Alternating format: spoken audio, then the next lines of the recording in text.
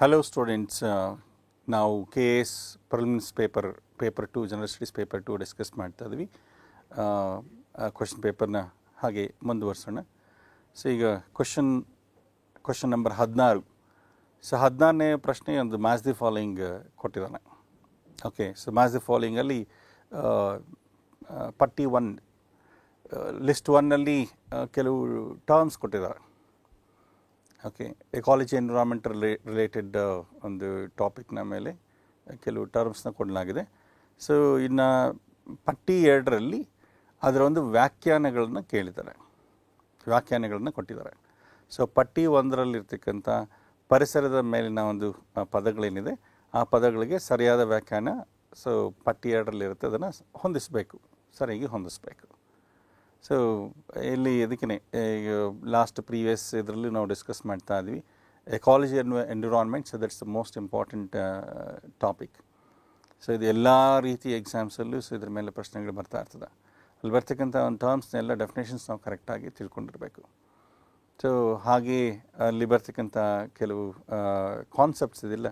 So definitions ಮತ್ತು concepts ತರೋಗ್ಬಿಟ್ರೆ ecology ಎನ್ವಿರಾನ್ಮೆಂಟಲ್ಲಿ ಅದ್ರ ಮೇಲೆ ಬರ್ತಕ್ಕಂಥ ಎಲ್ಲ ಪ್ರಶ್ನೆಗಳನ್ನು ನಾವು ಮಾಡ್ಬೋದು. ಸೊ ಹಾಗಾಗಿ ಈ ಚಾಪ್ಟರ್ ಏನಿದೆ ಅಥವಾ ಈ ಟಾಪಿಕ್ ಏನಿದೆ ಇದನ್ನು ಚೆನ್ನಾಗಿ ನೋಡ್ಕೊಳ್ತಾ ಬನ್ನಿ. ಹಾಗೆ ಇದು ರಿಲೇಟೆಡ್ ನ್ಯೂಸ್ ಪೇಪರ್ ಆರ್ಟಿಕಲ್ಸ್ ಬರ್ತಾ ಇರ್ತದೆ. ವೆಸ್ಟರ್ನ್ ಘಾಟ್ಸಲ್ಲಿ ಕೆಲವೊಂದು ಡೆವಲಪ್ಮೆಂಟಲ್ ಆ್ಯಕ್ಟಿವಿಟೀಸ್ ಆಗ್ತಾ ಇರುತ್ತೆ. ಅದಕ್ಕೆ ಕೆಲವೊಂದು ಗ್ರೂಪ್ಸು ಎಕಾಲಜಿ ಸಪೋರ್ಟಿಂಗ್ ಗ್ರೂಪ್ಸು ಅದನ್ನು ವಿರೋಧ ವ್ಯಕ್ತಪಡಿಸ್ತಾ ಇರ್ತವೆ. ಹಾಗೆ ಲೋಕಲ್ ಪೀಪಲ್ಸ್ ಪ್ರಾಜೆಕ್ಟ್ಸ್ ಬೇಕು ಅಂತ ಡಿಮ್ಯಾಂಡ್ ಮಾಡ್ತಾ ಇರ್ತಾರೆ. ಸೊ ಈ ರೀತಿ ಯಾವುದೋ ಒಂದು ರೀತಿಯಲ್ಲಿ ನಾವು ಪರಿಸರಕ್ಕೆ ಸಂಬಂಧಪಟ್ಟಿರ್ತಕ್ಕಂಥ ಒಂದು ಆರ್ಟಿಕಲ್ಸ್ನ ನ್ಯೂಸ್ ಪೇಪರ್ಸಲ್ಲಿ ನೋಡ್ತಾ ಇರ್ತೀವಿ. ಅದನ್ನು ಕಟ್ ಮಾಡ್ಕೊಂಡು ಒಂದು ಕಡೆ ಫೈಲ್ ಹಾಕ್ಕೊಂಡು ಹೋಗ್ಬೇಕಾಗತ್ತೆ. ಯಾಕಂದರೆ ಸೊ KS ಮೇನ್ಸಲ್ಲಿ so paper 3 general studies paper 3ಯಲ್ಲಿ ಈ ಎನ್ವಿರಾನ್ಮೆಂಟಲ್ ಇಶ್ಯೂಸನ್ನೇ ಅದನ್ನೇ ಒಂದು ಯೂನಿಟ್ ಇದೆ. ಸೊ ಕೊನೆ ಯೂನಿಟ್ ಅದನ್ನೇ ಇದೆ. ಸೊ ಹಾಗಾಗಿ ಎನ್ವಿರಾನ್ಮೆಂಟಲ್ ಇಶ್ಯೂಸ್ ಏನೇ ಇರಲಿ, ಚಾಲೆಂಜಸ್ ಏನೇ ಇರಲಿ, okay, environmental issues and challenges and then the developmental activities. So ಆ ಡೆವಲಪ್ಮೆಂಟಲ್ ಆ್ಯಕ್ಟಿವಿಟೀಸಿಂದ ಯಾವ ರೀತಿ ಪರಿಸರದ ಮೇಲೆ ಅದು ಪರಿಣಾಮ ಬೀರುತ್ತೆ, ಓಕೆ, ಇದನ್ನೆಲ್ಲ ನಾವು ಪೇಪರ್ಸಲ್ಲಿ ಇದನ್ನು ನಾವು ಕಲೆಕ್ಟ್ ಮಾಡ್ಕೊಂಡು ಹೋಗ್ಬೇಕಾಗತ್ತೆ. ಇತ್ತೀಚಿನ ದಿವಸಗಳಲ್ಲಿ ಈ ಅಭಿವೃದ್ಧಿ ಚಟುವಟಿಕೆಗಳು ಯಾವ ರೀತಿ ಪರಿಸರದ ಮೇಲೆ ಹಾನಿಯುಂಟು ಮಾಡ್ತಾ ಇದೆ, ಅಲ್ಲಿನ ಒಂದು ಸಸ್ಯ ಪ್ರಭೇದಗಳು ಮತ್ತು ಪ್ರಾಣಿ ಪ್ರಭೇದಗಳಿಗೆ ಯಾವ ರೀತಿ ಅವುಗಳ ಒಂದು ವಿನಾಶಕ್ಕೆ ಇದು ಕಾರಣ ಆಗ್ತಿದೆ, ಇದನ್ನೆಲ್ಲ ನಾವು ಗಮನಿಸಬೇಕಾಗತ್ತೆ. ಸೊ ಹಾಗಾಗಿ ಪೇಪರ್ಸಿಂದ ಅದನ್ನ ಕಲೆಕ್ಟ್ ಮಾಡ್ಕೊಂಡು ಹೋಗಬೇಕಾಗ್ತದೆ. ಸೊ ಕಂಟಿನ್ಯೂಸ್ ಆಗಿ ಪೇಪರ್ ಓದ್ತಾ ಹಾಗೆ ಕಾನ್ಸೆಪ್ಟ್ಸ್ ಫಸ್ಟ್ ಬೇಸಿಕ್ಸ್ ತುಂಬ ಚೆನ್ನಾಗಿರಬೇಕು. ಎಕಾಲಜಿ ಎನ್ವಿರಾನ್ಮೆಂಟ್ ರಿಲೇಟೆಡ್ ಒಂದು ಕಾನ್ಸೆಪ್ಟ್ಸ್ ಏನಿದೆ, ಸೊ ಟರ್ಮ್ಸ್ ಏನಿದೆ, ಸೊ ಪೂರ್ತಿ ಅದನ್ನ ತಿಳ್ಕೊಂಡಾಗ ನಂತರ ಅದರ ಮೇಲೆ ನಾವು ಪೇಪರಲ್ಲಿ ಬರ್ತಾ ಇರ್ತಕ್ಕಂಥ ನ್ಯೂಸ್ ಪೇಪರ್ಸ್ನ ಕಲೆಕ್ಟ್ ಮಾಡ್ಕೊಂಡು ಹೋಗ್ತಾ ಇದ್ದರೆ ಇತ್ತೀಚಿನ ಬೆಳವಣಿಗೆಗಳು ಏನಾಗ್ತಿದೆ ಅದು ನಮ್ಗೆ ಗೊತ್ತಾಗುತ್ತೆ. ಸೊ ಅದು ಕರೆಂಟ್ ಅಫೇರ್ಸಲ್ಲಾದರೂ ಅದ್ರ ಮೇಲೆ ಕ್ವಶನ್ಸ್ ಕೇಳ್ಬೋದು. ಸೊ ಕಾನ್ಸೆಪ್ಟ್ಸ್ ಮೇಲೆ ಬರ್ತಕ್ಕಂಥ ಕ್ವಶನ್ಸು ಇದು ಜನರಲ್ ಸೈನ್ಸ್ನ ಅಡಿಯಲ್ಲಿ ಬಂದಿರ್ತದೆ. ಓಕೆ, ಸೊ ಈಗ ಪಟ್ಟಿ 1ರಲ್ಲಿ ಕೊಟ್ಟಿರ್ತಕ್ಕಂಥ ಒಂದು ಟರ್ಮ್ಸ್ನ ಸ್ವಲ್ಪ ನೋಡೋಣ. ಒಂದು ಜನಸಂಖ್ಯೆ, 2ನೇದು ಸಮುದಾಯ, 3ನೇದು ಜೀವ ಪರಿಸರ ವ್ಯವಸ್ಥೆ, 4ನೇದು ಜೀವ ಪರಿಸರ ಗೋಳ. ಸೊ ಇಂಗ್ಲೀಷಲ್ಲೂ ಹಾಗೆ ನೋಡ್ಬಿಡ್ತೀನಿ. Match the list 1 with list 2. List 1, I just read out the terms given in the list 1.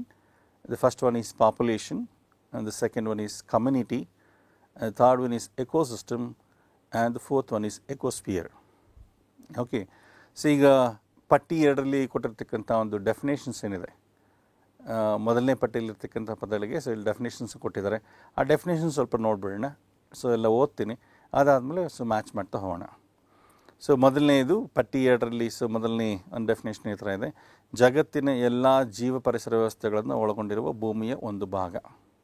So ಇಂಗ್ಲೀಷಲ್ಲಿ part of the earth consisting of all the ecosystems of the world. Second statement: ಒಂದು ಪ್ರದೇಶದಲ್ಲಿ ಕಂಡುಬರುವ ವಿವಿಧ ಪ್ರಭೇದಗಳಿಗೆ ಸೇರಿದ ವೈಯಕ್ತಿಕ ಗುಂಪುಗಳ ಜೋಡಣೆ. So ಇಂಗ್ಲೀಷಲ್ಲಿ assemblage of all the individuals belonging to different species occurring in an area. Okay, and ಹಾಗೆ 3ನೇ ಹೇಳಿಕೆ: ಒಂದು ಪ್ರದೇಶದಲ್ಲಿ ಕಂಡುಬರುವ ಒಂದೇ ಪ್ರಭೇದದ ವೈಯಕ್ತಿಕ ಜೀವಿಗಳು.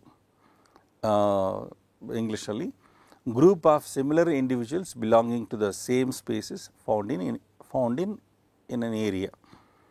ಸೊ ಲಾಸ್ಟ್ ಇನ್ನೊಂದು 4ನೇ ಹೇಳಿಕೆ, ಜೀವಿಗಳು ಮತ್ತು ಅವುಗಳ ಭೌತಿಕ ಪರಿಸರದ ಪರಸ್ಪರ ಒಡನಾಟ.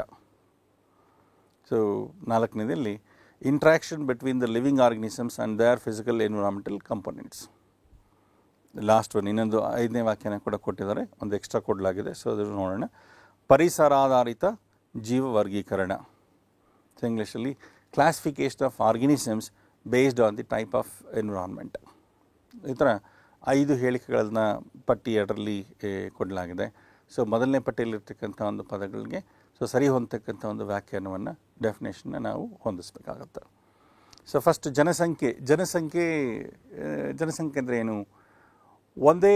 ಒಂದೇ ಪ್ರಭೇದಕ್ಕೆ ಸೇರಿರ್ತಕ್ಕಂಥ ಜೀವಿಗಳ ಗುಂಪು ಒಂದು ಪ್ರದೇಶದಲ್ಲಿ ವಾಸವಾಗಿದ್ದರೆ ಆ ಗುಂಪನ್ನು, ಒಂದು ಪ್ರಭೇದದ ಆ ಗುಂಪನ್ನು ನಾವು ಅದನ್ನು ಜನಸಂಖ್ಯೆ ಅಂತ ಹೇಳ್ತೀವಿ. So population is a group of individuals belonging to one particular species and so this group so will be in a particular area. So ಇದನ್ನು ನಾವು ಪಾಪ್ಯುಲೇಷನ್ ಅಂತ ಹೇಳ್ಬೋದು. ಇನ್ನು ಮೆಂಡಿಲಿಯನ್ ಪಾಪ್ಯುಲೇಷನ್ ಅಂತಲೂ ಸೈನ್ಸಲ್ಲಿ ಹೇಳ್ತಾರೆ. ಮೆಂಡಿಲಿಯನ್ ಪಾಪ್ಯುಲೇಷನ್ಸ್ ಅಂದರೆ group of individuals belonging to one particular species where sexual mating is possible among the individuals. Okay, so ಈ ರೀತಿ ಮೆಂಡಿಲಿಯನ್ ಪಾಪ್ಯುಲೇಷನ್ ಬಗ್ಗೆ ಅದು ವ್ಯಾಖ್ಯಾನ ಕೊಡ್ಬೋದು. ಸೊ ಆ ರೀತಿ ನಾವು ಸ್ಟೇಟ್ಮೆಂಟ್ ನೋಡಿದಾಗ, ಓಕೆ, ಪಾಪ್ಯುಲೇಷನ್ನ ಒಂದು ಡೆಫಿನೇಷನ್ ಇಲ್ಲಿ ನೋಡಿದ್ರೆ, 3ನೇ ಸ್ಟೇಟ್ಮೆಂಟ್, ಒಂದು ಪ್ರದೇಶದಲ್ಲಿ ಕಂಡುಬರುವ ಒಂದೇ ಪ್ರಭೇದದ ವೈಯಕ್ತಿಕ ಜೀವಿಗಳು. ಓಕೆ, ಸೊ ಮೊದಲನೇದಕ್ಕೆ 3ನೇದು ಸರಿ ಇದೆ. ಓಕೆ, ನೆಕ್ಸ್ಟ್ ಸಮುದಾಯ. ಇಂಗ್ಲೀಷ್ ಅದನ್ನು ಕಮ್ಯುನಿಟಿ ಅಂತ ಹೇಳ್ತೀವಿ. ಸಮುದಾಯ ಇಲ್ಲಿ ಸೋಷಿಯಾಲಜಿಯಲ್ಲಿ ಬರ್ತಕ್ಕಂಥ ಸಮುದಾಯ ಅಲ್ಲಿ ಬೇರೆ ಅರ್ಥದಲ್ಲೇ ಅದನ್ನು ನಾವು ತೆಗೆದುಕೊಳ್ತೀವಿ. ಸಮುದಾಯಗಳಂದರೆ ಜಾತಿ ಪಂಗಡಗಳು, ಆ ಒಂದು ಅರ್ಥದಲ್ಲಿ ಅದನ್ನು ನಾವು ಅರ್ಥೈಸ್ಕೊಂಡಿರ್ತೀವಿ. ಆದರೆ ಸೈನ್ಸಲ್ಲಿ ಬಾಯಾಲಜಿಲಿ ಸಮುದಾಯ ಅಂತಂದರೆ ಹಲವು ಜೀವ ಪ್ರಭೇದಗಳು ಒಂದು ಪ್ರದೇಶದಲ್ಲಿ ನಿವಾಸವಾಗಿದ್ದರೆ ಅಂಥದನ್ನು ನಾವು ಸಮುದಾಯ ಅಂತ ಹೇಳ್ತೀವಿ. ಓಕೆ, ಹಲವು ಪ್ರಭೇದಗಳು ಒಂದು ಪ್ರದೇಶದಲ್ಲಿ ನಿವಸಿಸ್ತಾ ಇದ್ದಾಗ ಈಗ ಅಂಥ ಒಂದು ಜೀವಗಳ ಒಂದು ಗುಂಪನ್ನು ಅದನ್ನು ಸಮುದಾಯ ಅಂತ ಹೇಳ್ತೀವಿ. ಸೊ ಈಗ ಡೆಫಿನೇಷನ್ ಪ್ರಕಾರ ನಾವು ಇಲ್ಲಿ ನೋಡಿದ್ರೆ, ಒಂದು ಪ್ರದೇಶದಲ್ಲಿ ಕಂಡುಬರುವ ವಿವಿಧ ಪ್ರಭೇದಗಳಿಗೆ ಸೇರಿದ ವೈಯಕ್ತಿಕ ಗುಂಪುಗಳ ಜೋಡಣೆ. So B 2ನೇದು. ಓಕೆ, ಬಿಗೆ ಪಟ್ಟಿ 2ರಲ್ಲಿರ್ತಕ್ಕಂಥ ಒಂದು ವ್ಯಾಖ್ಯಾನ ಸರಿಯಾಗಿದೆ. ನೆಕ್ಸ್ಟ್ ಜೀವ ಪರಿಸರ ವ್ಯವಸ್ಥೆ. ಸೊ ಎಕೋಸಿಸ್ಟಮ್ ಅಂದರೆ ಎಕೋಸಿಸ್ಟಮಲ್ಲಿ ಸಾಮಾನ್ಯವಾಗಿ ನಾವು 2 ಘಟಕಗಳನ್ನು ಕಾಣ್ಬೋದು. ಸೊ ಪರಿಸರ ವ್ಯವಸ್ಥೆ ಅಂದರೆ 2 ಘಟಕಗಳನ್ನು ಹೊಂದಿರುತ್ತೆ. ಯಾವುದೇ ಪರಿಸರ ವ್ಯವಸ್ಥೆಯ ಒಂದು ರಚನೆಯನ್ನು ನಾವು ತೆಗೆದುಕೊಂಡಾಗ ಪರಿಸರ ವ್ಯವಸ್ಥೆ 2 ಮುಖ್ಯವಾದ ಘಟಕಗಳನ್ನು ಹೊಂದಿರುತ್ತೆ. ಒಂದು ಅಜೈವಿಕ ಘಟಕ, ಇನ್ನೊಂದು ಜೈವಿಕ ಘಟಕ. ಓಕೆ, ಸೊ ಇಂಗ್ಲೀಷಲ್ಲಿ abiotic factor and biotic factor ಅಂತ ಹೇಳ್ತೀವಿ. So ecosystem comprises two components. Okay, so ಈಗ ಬರೀ 2 ಕಂಪೋನೆಂಟ್ಸ್ ಇದ್ದರೆ ಸಾಕಾಗೋದಿಲ್ಲ. ಈ ಪರಿಸರ ವ್ಯವಸ್ಥೆಯಲ್ಲಿರ್ತಕ್ಕಂಥ ಜೀವಿಗಳು ಆ ಏಬಯೋಟಿಕ್ ಫ್ಯಾಕ್ಟರ್ಸ್ ಜೊತೆ ಇಂಟ್ರಾಕ್ಟ್ ಆಗ್ತಾ ಇರಬೇಕು. ಓಕೆ, ಅಜೈವಿಕ ಘಟಕಗಳ ಜೊತೆ ಇಂಟ್ರಾಕ್ಟ್ ಆಗ್ತಾ ಇರಬೇಕು. ಸೊ ಒಂದು ಪರಿಸರ ವ್ಯವಸ್ಥೆಯಲ್ಲಿರ್ತಕ್ಕಂಥ ಜೀವಿಗಳು ಅವು ಜೀವಂತವಾಗಿರಬೇಕಂದ್ರೆ ಅದಕ್ಕೆ ಆಮ್ಲಜನಕ ಬೇಕಾಗತ್ತೆ, ನೀರು ಬೇಕಾಗತ್ತೆ, ಸಾವಯವ ಪದಾರ್ಥಗಳು ಬೇಕಾಗತ್ತೆ, ಆಹಾರ ಪದಾರ್ಥ. ಸೊ ಅದೆಲ್ಲ ಸಾವಯವ ಪದಾರ್ಥಗಳು, ಕಾರ್ಬೋಹೈಡ್ರೇಟ್ಗಳು, ಪ್ರೋಟೀನ್ಗಳು, ಲಿಪಿಡ್ಗಳು ಅಂತ ಹೇಳ್ತೀವಿಲ್ಲ. ಸೊ ಇವೆಲ್ಲ ಜೀವಿಗಳಿಗೂ ಬೇಕಾಗುತ್ತೆ. ಇವೆಲ್ಲ ಸಾವಯವ ಪದಾರ್ಥಗಳು ಅಂತ ಹೇಳ್ತೀವಿ. ಹಾಗೆ ನಿರವಯವ ವಸ್ತುಗಳು ಕೂಡ ಬೇಕಾಗ್ತದೆ. ಸೊ ಜೀವಿಗಳಿಗೆ, ಪ್ರಾಣಿಗಳಿಗೆ ಮತ್ತು ಸಸ್ಯಗಳಿಗೆ, ಅವುಗಳಿಗೂ ಕೂಡ ಖನಿಜಗಳು ಬೇಕಾಗಿರ್ತದೆ. ಓಕೆ, ಸೊ ಹಾಗೆ ಸೂರ್ಯನ ಬೆಳಕು, ಸಸ್ಯಗಳು ದ್ಯುತಿ ಸಂಶ್ಲೇಷಣೆ ಕ್ರಿಯೆ ನಡೆಸಬೇಕು ಅಂದರೆ ಅವಕ್ಕೆ ಸೂರ್ಯನ ಬೆಳಕು ಬೇಕಾಗುತ್ತೆ, ಕಾರ್ಬನ್ ಡೈಆಕ್ಸೈಡ್ ಬೇಕಾಗಿರ್ತದೆ. ಓಕೆ, ಸೊ ಇದನ್ನೆಲ್ಲ ನಾವು ಈ ಎಲ್ಲ ವಸ್ತುಗಳನ್ನ ಇದನ್ನು ಅಜೈವಿಕ ವಸ್ತುಗಳು ಅಥವಾ ಇದನ್ನೆಲ್ಲ ಅಜೈವಿಕ ಘಟಕಗಳ ಕೆಳಗಡೆ ತರ್ತೀವಿ. ಓಕೆ, ಈ ಅಜೈವಿಕ ಘಟಕಗಳಿಲ್ಲದೇ ಜೀವಿಗಳು ಜೀವಂತವಾಗಿರಲಿಕ್ಕೆ ಸಾಧ್ಯ ಇಲ್ಲ. ಸೊ ಎಲ್ಲ ಜೀವಿಗಳು ಜೀವಂತವಾಗಿರಬೇಕು ಅಂದರೆ ಅದಕ್ಕೆ ಆಮ್ಲಜನಕ ಬೇಕಾಗುತ್ತೆ, ನೀರು ಬೇಕಾಗುತ್ತೆ, ಸಾವಯವ ಪದಾರ್ಥಗಳು ಬೇಕಾಗಿರ್ತದೆ. ಓಕೆ, ಸೊ ನಾವು ಕಂಟಿನ್ಯೂಸ್ ಇಂಟ್ರಾಕ್ಷನ್ ನೋಡ್ತಾ ಇರ್ಬೋದು. ಒಂದು ಪರಿಸರ ವ್ಯವಸ್ಥೆಯಲ್ಲಿರ್ತಕ್ಕಂಥ ಜೀವಿಗಳು ತಮ್ಮ ಸುತ್ತಮುತ್ತಲೂ ಇರ್ತಕ್ಕಂಥ ಈ ಒಂದು ಅಜೈವಿಕ ವಸ್ತುಗಳನ್ನು ಬಳಸ್ಕೊಳ್ತಾ ಇರ್ತವೆ. ಓಕೆ, ಬಳಸ್ಕೊಂಡು ಯಾವ ವಸ್ತುಗಳನ್ನ ಬಳಸ್ಕೊಂಡಿದೆಯೋ ಆ ವಸ್ತುಗಳನ್ನ ಮತ್ತೆ ಹಾಗೆ ಸುತ್ತಮುತ್ತಲಿನ ಪರಿಸರಕ್ಕೆ ಅದು ಬಿಟ್ಕೊಡ್ತಾ ಇರ್ತವೆ. ಓಕೆ, ಕಾರ್ಬನ್ ಡೈಆಕ್ಸೈಡ್ನ ಪ್ಲಾಂಟ್ಸು ದ್ಯುತಿ ಸಂಶ್ಲೇಷಣೆಗೆ ಬಳಸ್ಕೊಂಡಿರ್ತವೆ. ಬಳಸ್ಕೊಂಡಾದ್ಮೇಲೆ ಮತ್ತೆ ಕಾರ್ಬನ್ ಡೈಆಕ್ಸೈಡ್ ಸುತ್ತಮುತ್ತಲಿನ ಪರಿಸರಕ್ಕೆ ಬಿಡುಗಡೆ ಆಗಬೇಕು. ಜಸ್ಟ್ ಇಮ್ಯಾಜಿನ್ ಮಾಡ್ಕೊಳ್ಳಿ. ಒಂದು ಪರಿಸರ ವ್ಯವಸ್ಥೆಯಲ್ಲಿರ್ತಕ್ಕಂಥ ಅದು ಭೂಮಿ ಮೇಲೆ ಇರ್ತಕ್ಕಂಥ ಎಲ್ಲ ಒಂದು ಸಸ್ಯಗಳು ಕಾರ್ಬನ್ ಡೈಆಕ್ಸೈಡ್ನ ಬಳಸ್ಕೊಳ್ತಾ ಇದ್ದಾವೆ. ಆದರೆ ಕಾರ್ಬನ್ ಡೈಆಕ್ಸೈಡ್ನ ಮತ್ತೆ ಬಿಡುಗಡೆ ಮಾಡ್ತಕ್ಕಂಥ ಒಂದು ಚಟುವಟಿಕೆ ಯಾವುದೋ ಜೀವಿಗಳಲ್ಲಿ ನಡೀತಾ ಇಲ್ಲ. ಅಂಥ ಜೀವನ ಪ್ರಕ್ರಿಯೆ ಇಲ್ಲ ಅಂತ ಅಂದ್ಕೊಳ್ಳೋಣ. ಏನಾಗ್ಬೋದು, ಸಿಚುವೇಶನ್ ಏನಾಗ್ಬೋದು? ಪ್ಲಾಂಟ್ಸ್ ಕಂಟಿನ್ಯೂಸ್ ಆಗಿ ಕಾರ್ಬನ್ ಡೈಆಕ್ಸೈಡ್ನ ಉಪಯೋಗಿಸ್ಕೊಳ್ತಾ ಇದೆ, ಕಾರ್ಬನ್ ಡೈಆಕ್ಸೈಡ್ ಬಿಡುಗಡೆ ಆಗ್ತಾ ಇಲ್ಲ. ಉಸಿರಾಟದ ಪ್ರಕ್ರಿಯೆಗಳಲ್ಲಿ ಕಾರ್ಬನ್ ಡೈಆಕ್ಸೈಡ್ ಬಿಡುಗಡೆ ಆಗ್ತಿಲ್ಲ ಅಂತ ಅಂದ್ಕೊಳ್ಳಿ. ಏನಾಗುತ್ತೆ, ಗ್ರ್ಯಾಜುಯಲ್ ಆಗಿ ನಿಧಾನವಾಗಿ ಅಟ್ಮಾಸ್ಫಿಯರ್ ಇರ್ತಕ್ಕಂಥ ಕಾರ್ಬನ್ ಡೈಆಕ್ಸೈಡ್ನ ಪ್ರಮಾಣ ಕಡಿಮೆ ಆಗ್ತಾ ಹೋಗ್ತಾ ಇರ್ತದೆ. ಒಂದು ಹಂತಕ್ಕೆ ಬಂದಾಗ ಕಾರ್ಬನ್ ಡೈಆಕ್ಸೈಡ್ ಪೂರ್ತಿ ಖಾಲಿ ಆಗಿಬಿಡುತ್ತೆ, ಬರದಾಗ್ಬಿಡುತ್ತೆ. ಓಕೆ, ಆದರೆ ಇಲ್ಲಿ ನಾವು ವಾತಾವರಣವನ್ನು ನೋಡಿದಾಗ ಕಾರ್ಬನ್ ಡೈಆಕ್ಸೈಡ್ನ ಪ್ರಮಾಣ ಮುಂಚೆ ಎಷ್ಟಿತ್ತು ಅಷ್ಟೇ ಇದೆ. ಮುಂಚೆ ಎಷ್ಟು ಜೀವಿಗಳು ಸಸ್ಯಗಳು ಅಷ್ಟೊಂದು ಕಾರ್ಬನ್ ಡೈಆಕ್ಸೈಡ್ನ ಬಳಕೆ ಮಾಡಿದರೂ ಕೂಡ ಮತ್ತೆ ಅಷ್ಟೇ ಪ್ರಮಾಣದ ಕಾರ್ಬನ್ ಡೈಆಕ್ಸೈಡ್ ನಾವು ನೋಡಲಿಕ್ಕೆ ಕಾರಣ ಏನು ಅಂತ ನೋಡಿದಾಗ ಜೀವಿಗಳು ಕಾರ್ಬನ್ ಡೈಆಕ್ಸೈಡ್ನ ಬಳಸ್ಕೊಂಡಾದ್ಮೇಲೆ ಸಸ್ಯಗಳೇನು ಮಾಡ್ತು, ವಾತಾವರಣದಲ್ಲಿರ್ತಕ್ಕಂಥ ಕಾರ್ಬನ್ ಡೈಆಕ್ಸೈಡ್ನ ಅದನ್ನು ದ್ಯುತಿ ಸಂಶ್ಲೇಷಣೆ ಕ್ರಿಯೆಗೆ ಬಳಸ್ಕೊಂಡು ಅದರಿಂದ ಹೈಡ್ರೋಕಾರ್ಬನ್ಸ್ನ ತಯಾರು ಮಾಡ್ತದೆ. ಹೈಡ್ರೋಕಾರ್ಬನ್ಸ್, ಓಕೆ, ಗ್ಲೂಕೋಸ್ ಮಾಲಿಕ್ಯೂಲ್ ತಯಾರು ಮಾಡಿರುತ್ತೆ. ಅದು ಹೈಡ್ರೋಕಾರ್ಬನ್. ಈ ಪ್ರಕ್ರಿಯೆ ಇದೆಯಲ್ಲ, ವಾತಾವರಣದಲ್ಲಿರ್ತಕ್ಕಂಥ ಕಾರ್ಬನ್ ಡೈಆಕ್ಸೈಡ್ನ ಅದನ್ನ ಹೈಡ್ರೋಕಾರ್ಬನ್ ಆಗಿ ಪರಿವರ್ತನೆ ಮಾಡಿ ಅದನ್ನ ಸ್ಟೋರ್ ಮಾಡಿಟ್ಕೊಳ್ತಕ್ಕಂಥದ್ದು. ಎಲ್ಲ ಸಸ್ಯಗಳನ್ನ ಸ್ಟೋರ್ ಮಾಡಿ ಇಟ್ಕೊಂಡಿರ್ತದೆ. ಇದನ್ನೇ ನಾವು ಕಾರ್ಬನ್ ಸ್ಥಿರೀಕರಣ ಅಂತ ಹೇಳ್ಬೋದು, ಕಾರ್ಬನ್ ಫಿಕ್ಸೇಷನ್ ಅಂತ ಹೇಳ್ತೀವಿ ಇಂಗ್ಲೀಷಲ್ಲಿ. Okay, plants, they take carbon dioxide and they convert that carbon dioxide into hydrocarbons and they store these hydrocarbons in their body. So this process is said to be carbon fixation. Okay, ಈ ಪ್ಲಾಂಟ್ಸಲ್ಲಿ store ಆಗಿರ್ತಕ್ಕಂಥ ಒಂದು ಈ ಹೈಡ್ರೋಕಾರ್ಬನ್ಸ್ನ ಇದನ್ನು plants ಸ್ವಲ್ಪ ಮಟ್ಟಿಗೆ ಉಪಯೋಗಿಸ್ಕೊಳ್ತೇವೆ, ಮತ್ತು ಪ್ರಾಣಿಗಳು, okay, primary consumers, ಸಸ್ಯಗಳನ್ನೇ ತಿಂದು ಜೀವಿಸ್ತಕ್ಕಂಥ ಒಂದು ಪ್ರಾಣಿಗಳು, ಸಸ್ಯಾಹಾರಿ ಜೀವಿಗಳು ಅದನ್ನು ತೆಗೆದುಕೊಂಡು ಹೈಡ್ರೋಕಾರ್ಬನ್ಸ್ನ ಆಮ್ಲಜನಕದೊಂದಿಗೆ ಅದನ್ನು ಉತ್ಕರ್ಷಿಸಿ ಈಗ ಉತ್ಕರ್ಷಣೆಯಲ್ಲಿ ಕಾರ್ಬನ್ ಡೈಆಕ್ಸೈಡ್ ಬಿಡುಗಡೆ ಮಾಡ್ತಾ ಇರ್ತದೆ. ಓಕೆ, ರೆಸ್ಪಿರೇಷನ್ ಪ್ರೋಸೆಸ್ಸಲ್ಲಿ ಕಾರ್ಬನ್ ಡೈಆಕ್ಸೈಡ್ ಇಲ್ಲಿ ಬಿಡುಗಡೆ ಆಗಿರ್ತದೆ. ಕಾರ್ಬನ್ ಡೈಆಕ್ಸೈಡ್ ಎಲ್ಲ ಸಸ್ಯಗಳಿಂದನೂ ಕಾರ್ಬನ್ ಡೈಆಕ್ಸೈಡ್ ಬಿಡುಗಡೆ ಆಗಿರ್ತದೆ, ಹಾಗೆ ಪ್ರಾಣಿಗಳಿಂದನೂ ಕಾರ್ಬನ್ ಡೈಆಕ್ಸೈಡ್ ಬಿಡುಗಡೆ ಆಗಿರುತ್ತೆ. ಓಕೆ, ಅಂದರೆ ಸಸ್ಯಗಳು ಏನು ದ್ಯುತಿ ಸಂಶ್ಲೇಷಣೆ ಕ್ರಿಯೆಗೆ ಆಮ್ಲಜನಕವನ್ನು ಉಪಯೋಗಿಸ್ಕೊಳ್ತಾ ಇದೆಯೋ ಮತ್ತು ಅಷ್ಟೇ ಪ್ರಮಾಣದ ಕಾರ್ಬನ್ ಡೈಆಕ್ಸೈಡ್ನ ಉಸಿರಾಟದ ಕ್ರಿಯೆಯ ಮೂಲಕ ಅದು ವಾತಾವರಣಕ್ಕೆ ಬಿಡುಗಡೆ ಆಗ್ತಾ ಇದೆ. ಓಕೆ, ಇದೊಂದು ಸೈಕ್ಲಿಕ್ ಮ್ಯಾನರಲ್ಲಿ ಕಾರ್ಬನ್ ಡೈಆಕ್ಸೈಡ್ ಮೂವ್ ಆಗ್ತಿದೆ ಅಂತ ಹೇಳ್ಬೋದು. ಬರೀ ಉಸಿರಾಟ ಅಷ್ಟೇ ಇಲ್ಲ, ಕಾರ್ಬನ್ ಡೈಆಕ್ಸೈಡ್ ಬಿಡುಗಡೆ ಆಗ್ತಕ್ಕಂಥ ಇನ್ನೊಂದು ಪ್ರಕ್ರಿಯೆ ಅಂತಂದರೆ ವಿಘಟನೆ, ಜೈವಿಕ ವಿಘಟನೆ. ಸಸ್ಯಗಳು ಮತ್ತು ಪ್ರಾಣಿಗಳು ಸತ್ತ ನಂತರ ಆ ಸಾವಯವ ಪದಾರ್ಥ ಸೂಕ್ಷ್ಮ ಜೀವಿಗಳಿಂದ ವಿಘಟನೆ ಆಗುತ್ತೆ. ಓಕೆ, ಡಿಕಂಪೋಸರ್ಸಿಂದ ಅದು ವಿಘಟನೆ ಆಗಿ ಈಗ ಅದರಿಂದ ಕಾರ್ಬನ್ ಡೈಆಕ್ಸೈಡ್ ಬಿಡುಗಡೆ ಆಗಿರ್ತದೆ.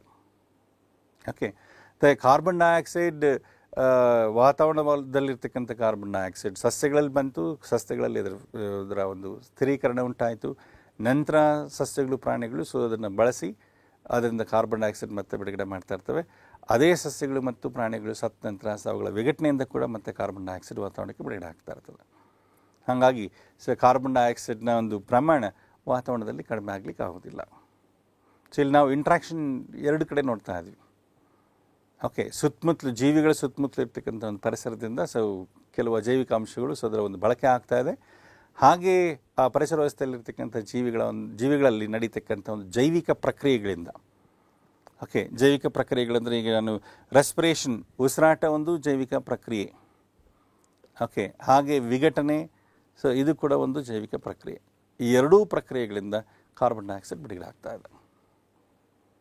Okay, through respiration and decomposition, the carbon dioxide which is being taken by the plants, again that is released into the surroundings. Okay, ಹಾಗೆ ಆಕ್ಸಿಜನ್ ಕೂಡ, ಆಕ್ಸಿಜನ್ ಎಲ್ಲ ಜೀವಿಗಳು ಅದನ್ನು ಉಸಿರಾಟಕ್ಕೆ ಬಳಸ್ಕೊಳ್ತಾ ಇರ್ತವೆ.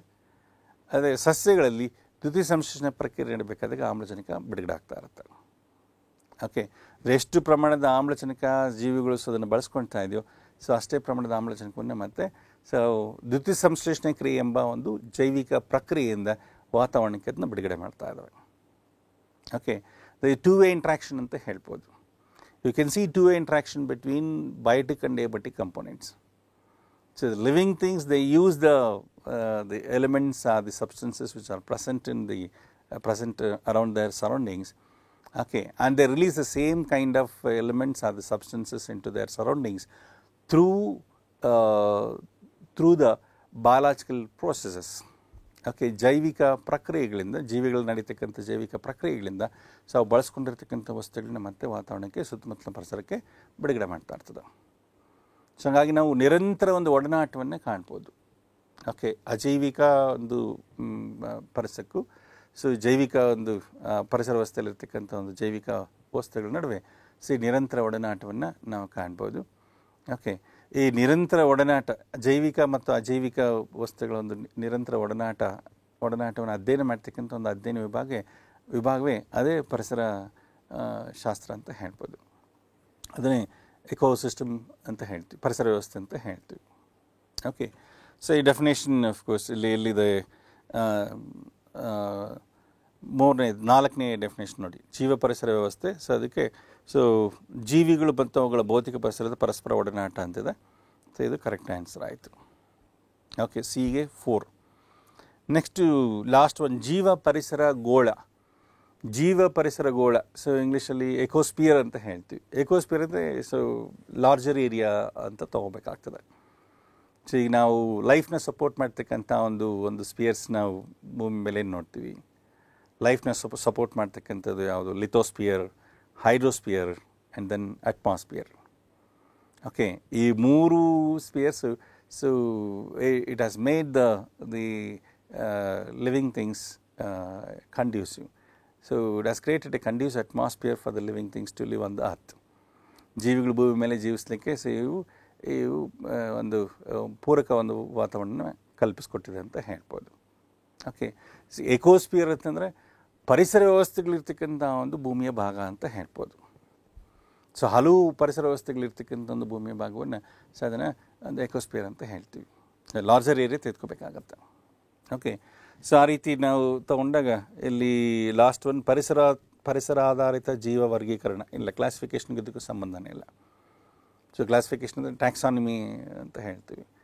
ಸೊ ಇನ್ನು ಇರ್ತಕ್ಕಂಥ ಇನ್ನೊಂದು ಇದು ಲಾಸ್ಟ್ ಒನ್ ಸರಿ ಹೊಂದಲ್ಲ ಅಂತಂದರೆ ಇನ್ನು ಉಳ್ಕೊಂಡಿರ್ತಕ್ಕಂಥದ್ದು ಫಸ್ಟ್ ಆಪ್ಷನ್ ನೋಡಿ, ಜಗತ್ತಿನ ಎಲ್ಲ ಜೀವ ಪರಿಸರ ವ್ಯವಸ್ಥೆಗಳನ್ನು ಒಳಗೊಂಡಿರುವ ಭೂಮಿಯ ಒಂದು ಭಾಗ.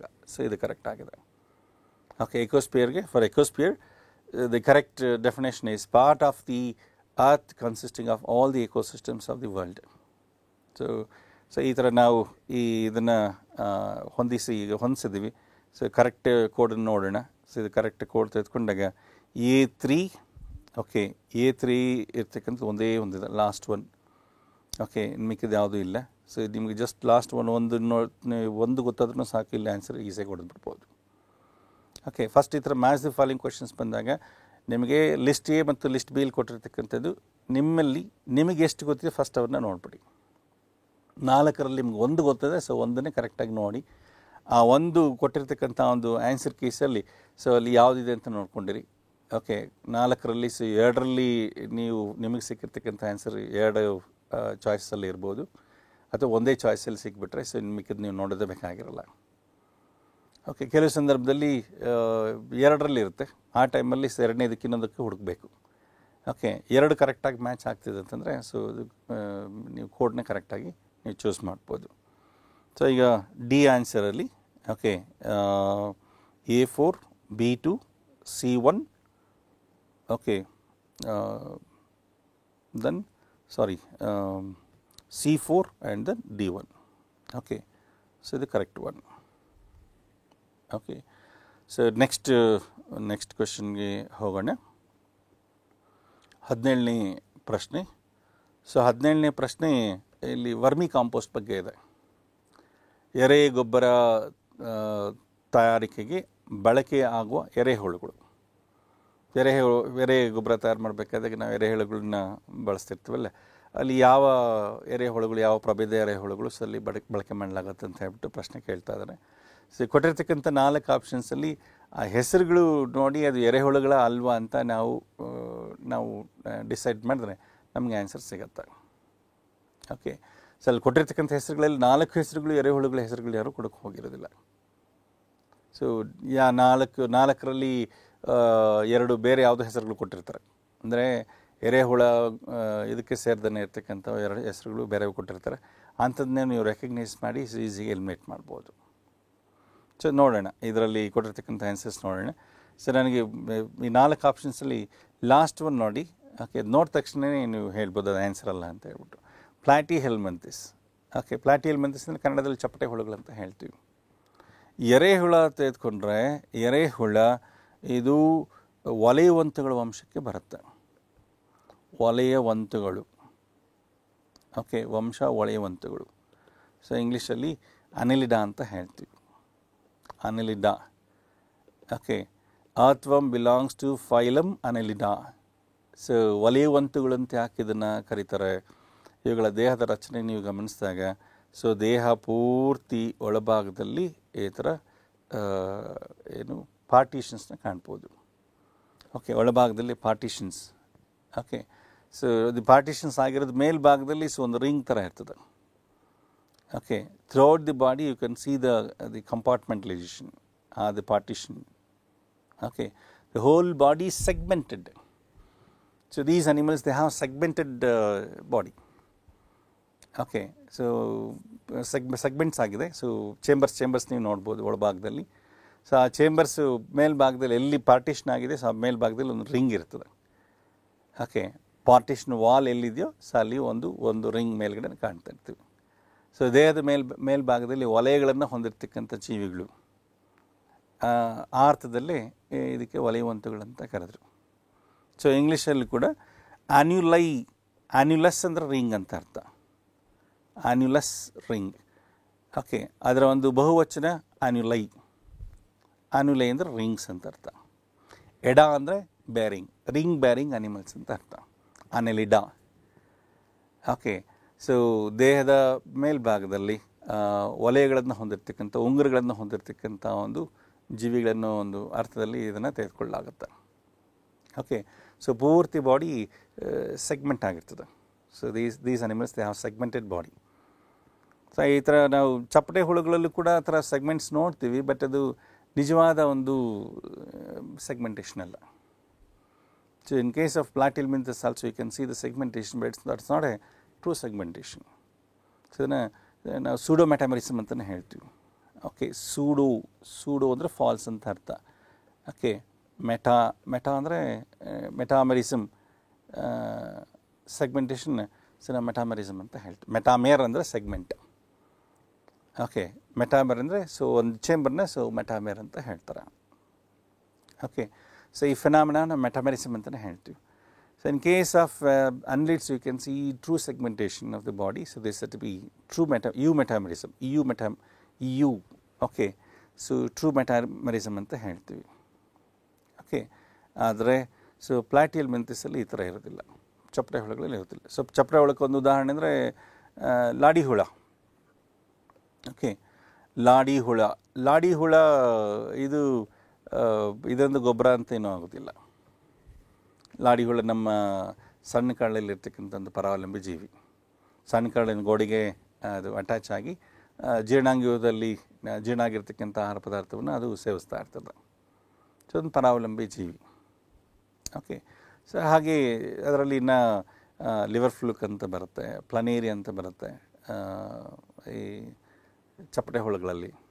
ಓಕೆ, ಇವ್ಯಾವು ಮಣ್ಣಿನ ಫಲವತ್ತತೆ ಹೆಚ್ಚಿಸೋದ್ರಲ್ಲಿ ಇವುಗಳದ್ದು ಪಾತ್ರ ಏನಿಲ್ಲ. ಓಕೆ, ಸೊ ಅದರಲ್ಲಿ ನಾವು ನೆಕ್ಸ್ಟು ಈ ಅನ್ಲಿಡಾಲ್ ಬಂದಾಗ, ಓಕೆ, ವಲಯವಂತಗಳಲ್ಲಿ ಬಂದಾಗ ಮಣ್ಣಿನ ಫಲವತ್ತತೆ ಹೆಚ್ಚಿಸುವಲ್ಲಿ ಈ ಎರೆಹುಳ ಓಕೆ ಇದು ತುಂಬ ಪ್ರಮುಖ ಪಾತ್ರವನ್ನು ವಹಿಸುತ್ತೆ. ಓಕೆ, ಎರೆಹುಳ ಮಣ್ಣಲ್ಲಿರ್ತಕ್ಕಂಥ ಸಾವಯವ ಪದಾರ್ಥವನ್ನು ತಿಂದು ಅದನ್ನ ಜೀರ್ಣಿಸ್ಕೊಂಡು ಸೊ ನಂತರ ಅದರ ಒಂದು ವಿಸರ್ಜನೆ, ಓಕೆ, ಜೀರ್ಣ ಮಾಡಿಕೊಂಡು ಸೊ ವಿಸರ್ಜನೆ ಮಾಡುತ್ತಲ್ಲ, ಓಕೆ, ಅದು ವಿಸರ್ಜನೆ ನಾವು ವರ್ಮ್ ಕ್ಯಾಸ್ಟಿಂಗ್ ಅಂತಲೇ ಹೇಳ್ತೀವಿ. ಸೊ ವರ್ಮ್ ಕ್ಯಾಸ್ಟಿಂಗಲ್ಲಿ ಸೊ ಹಲವಾರು ರೀತಿಯಾದ ಖನಿಜಗಳಿರ್ತದೆ. ಸೊ ಅದರಲ್ಲಿ nitrogen, phosphorus, potassium, manganese, magnesium, zinc, okay, arsenic and then beryllium, cadmium. So ಇಷ್ಟೆಲ್ಲ ಖನಿಜಗಳು ಅದರಲ್ಲಿರ್ತದೆ. ಓಕೆ, ಸೊ ಆ ವರ್ಮ್ ಕ್ಯಾಸ್ಟಿಂಗ್ಸ್ ಮಣ್ಣಿಗೆ ಸೇರಿಕೊಳ್ಳೋದ್ರಿಂದ ಸೊ ಸಸ್ಯದ ಬೇರುಗಳು ಸುಲಭವಾಗಿ ಸೊ ಅದನ್ನು ತೆಗೆದುಕೋಬೋದು. ಓಕೆ, ಇದು ಮಣ್ಣು ಈ ಸಸ್ಯಗಳ ಬೆಳವಣಿಗೆ ಉಪಯುಕ್ತವಾಗಿರ್ತಕ್ಕಂಥ ಒಂದು ಅಂಶ.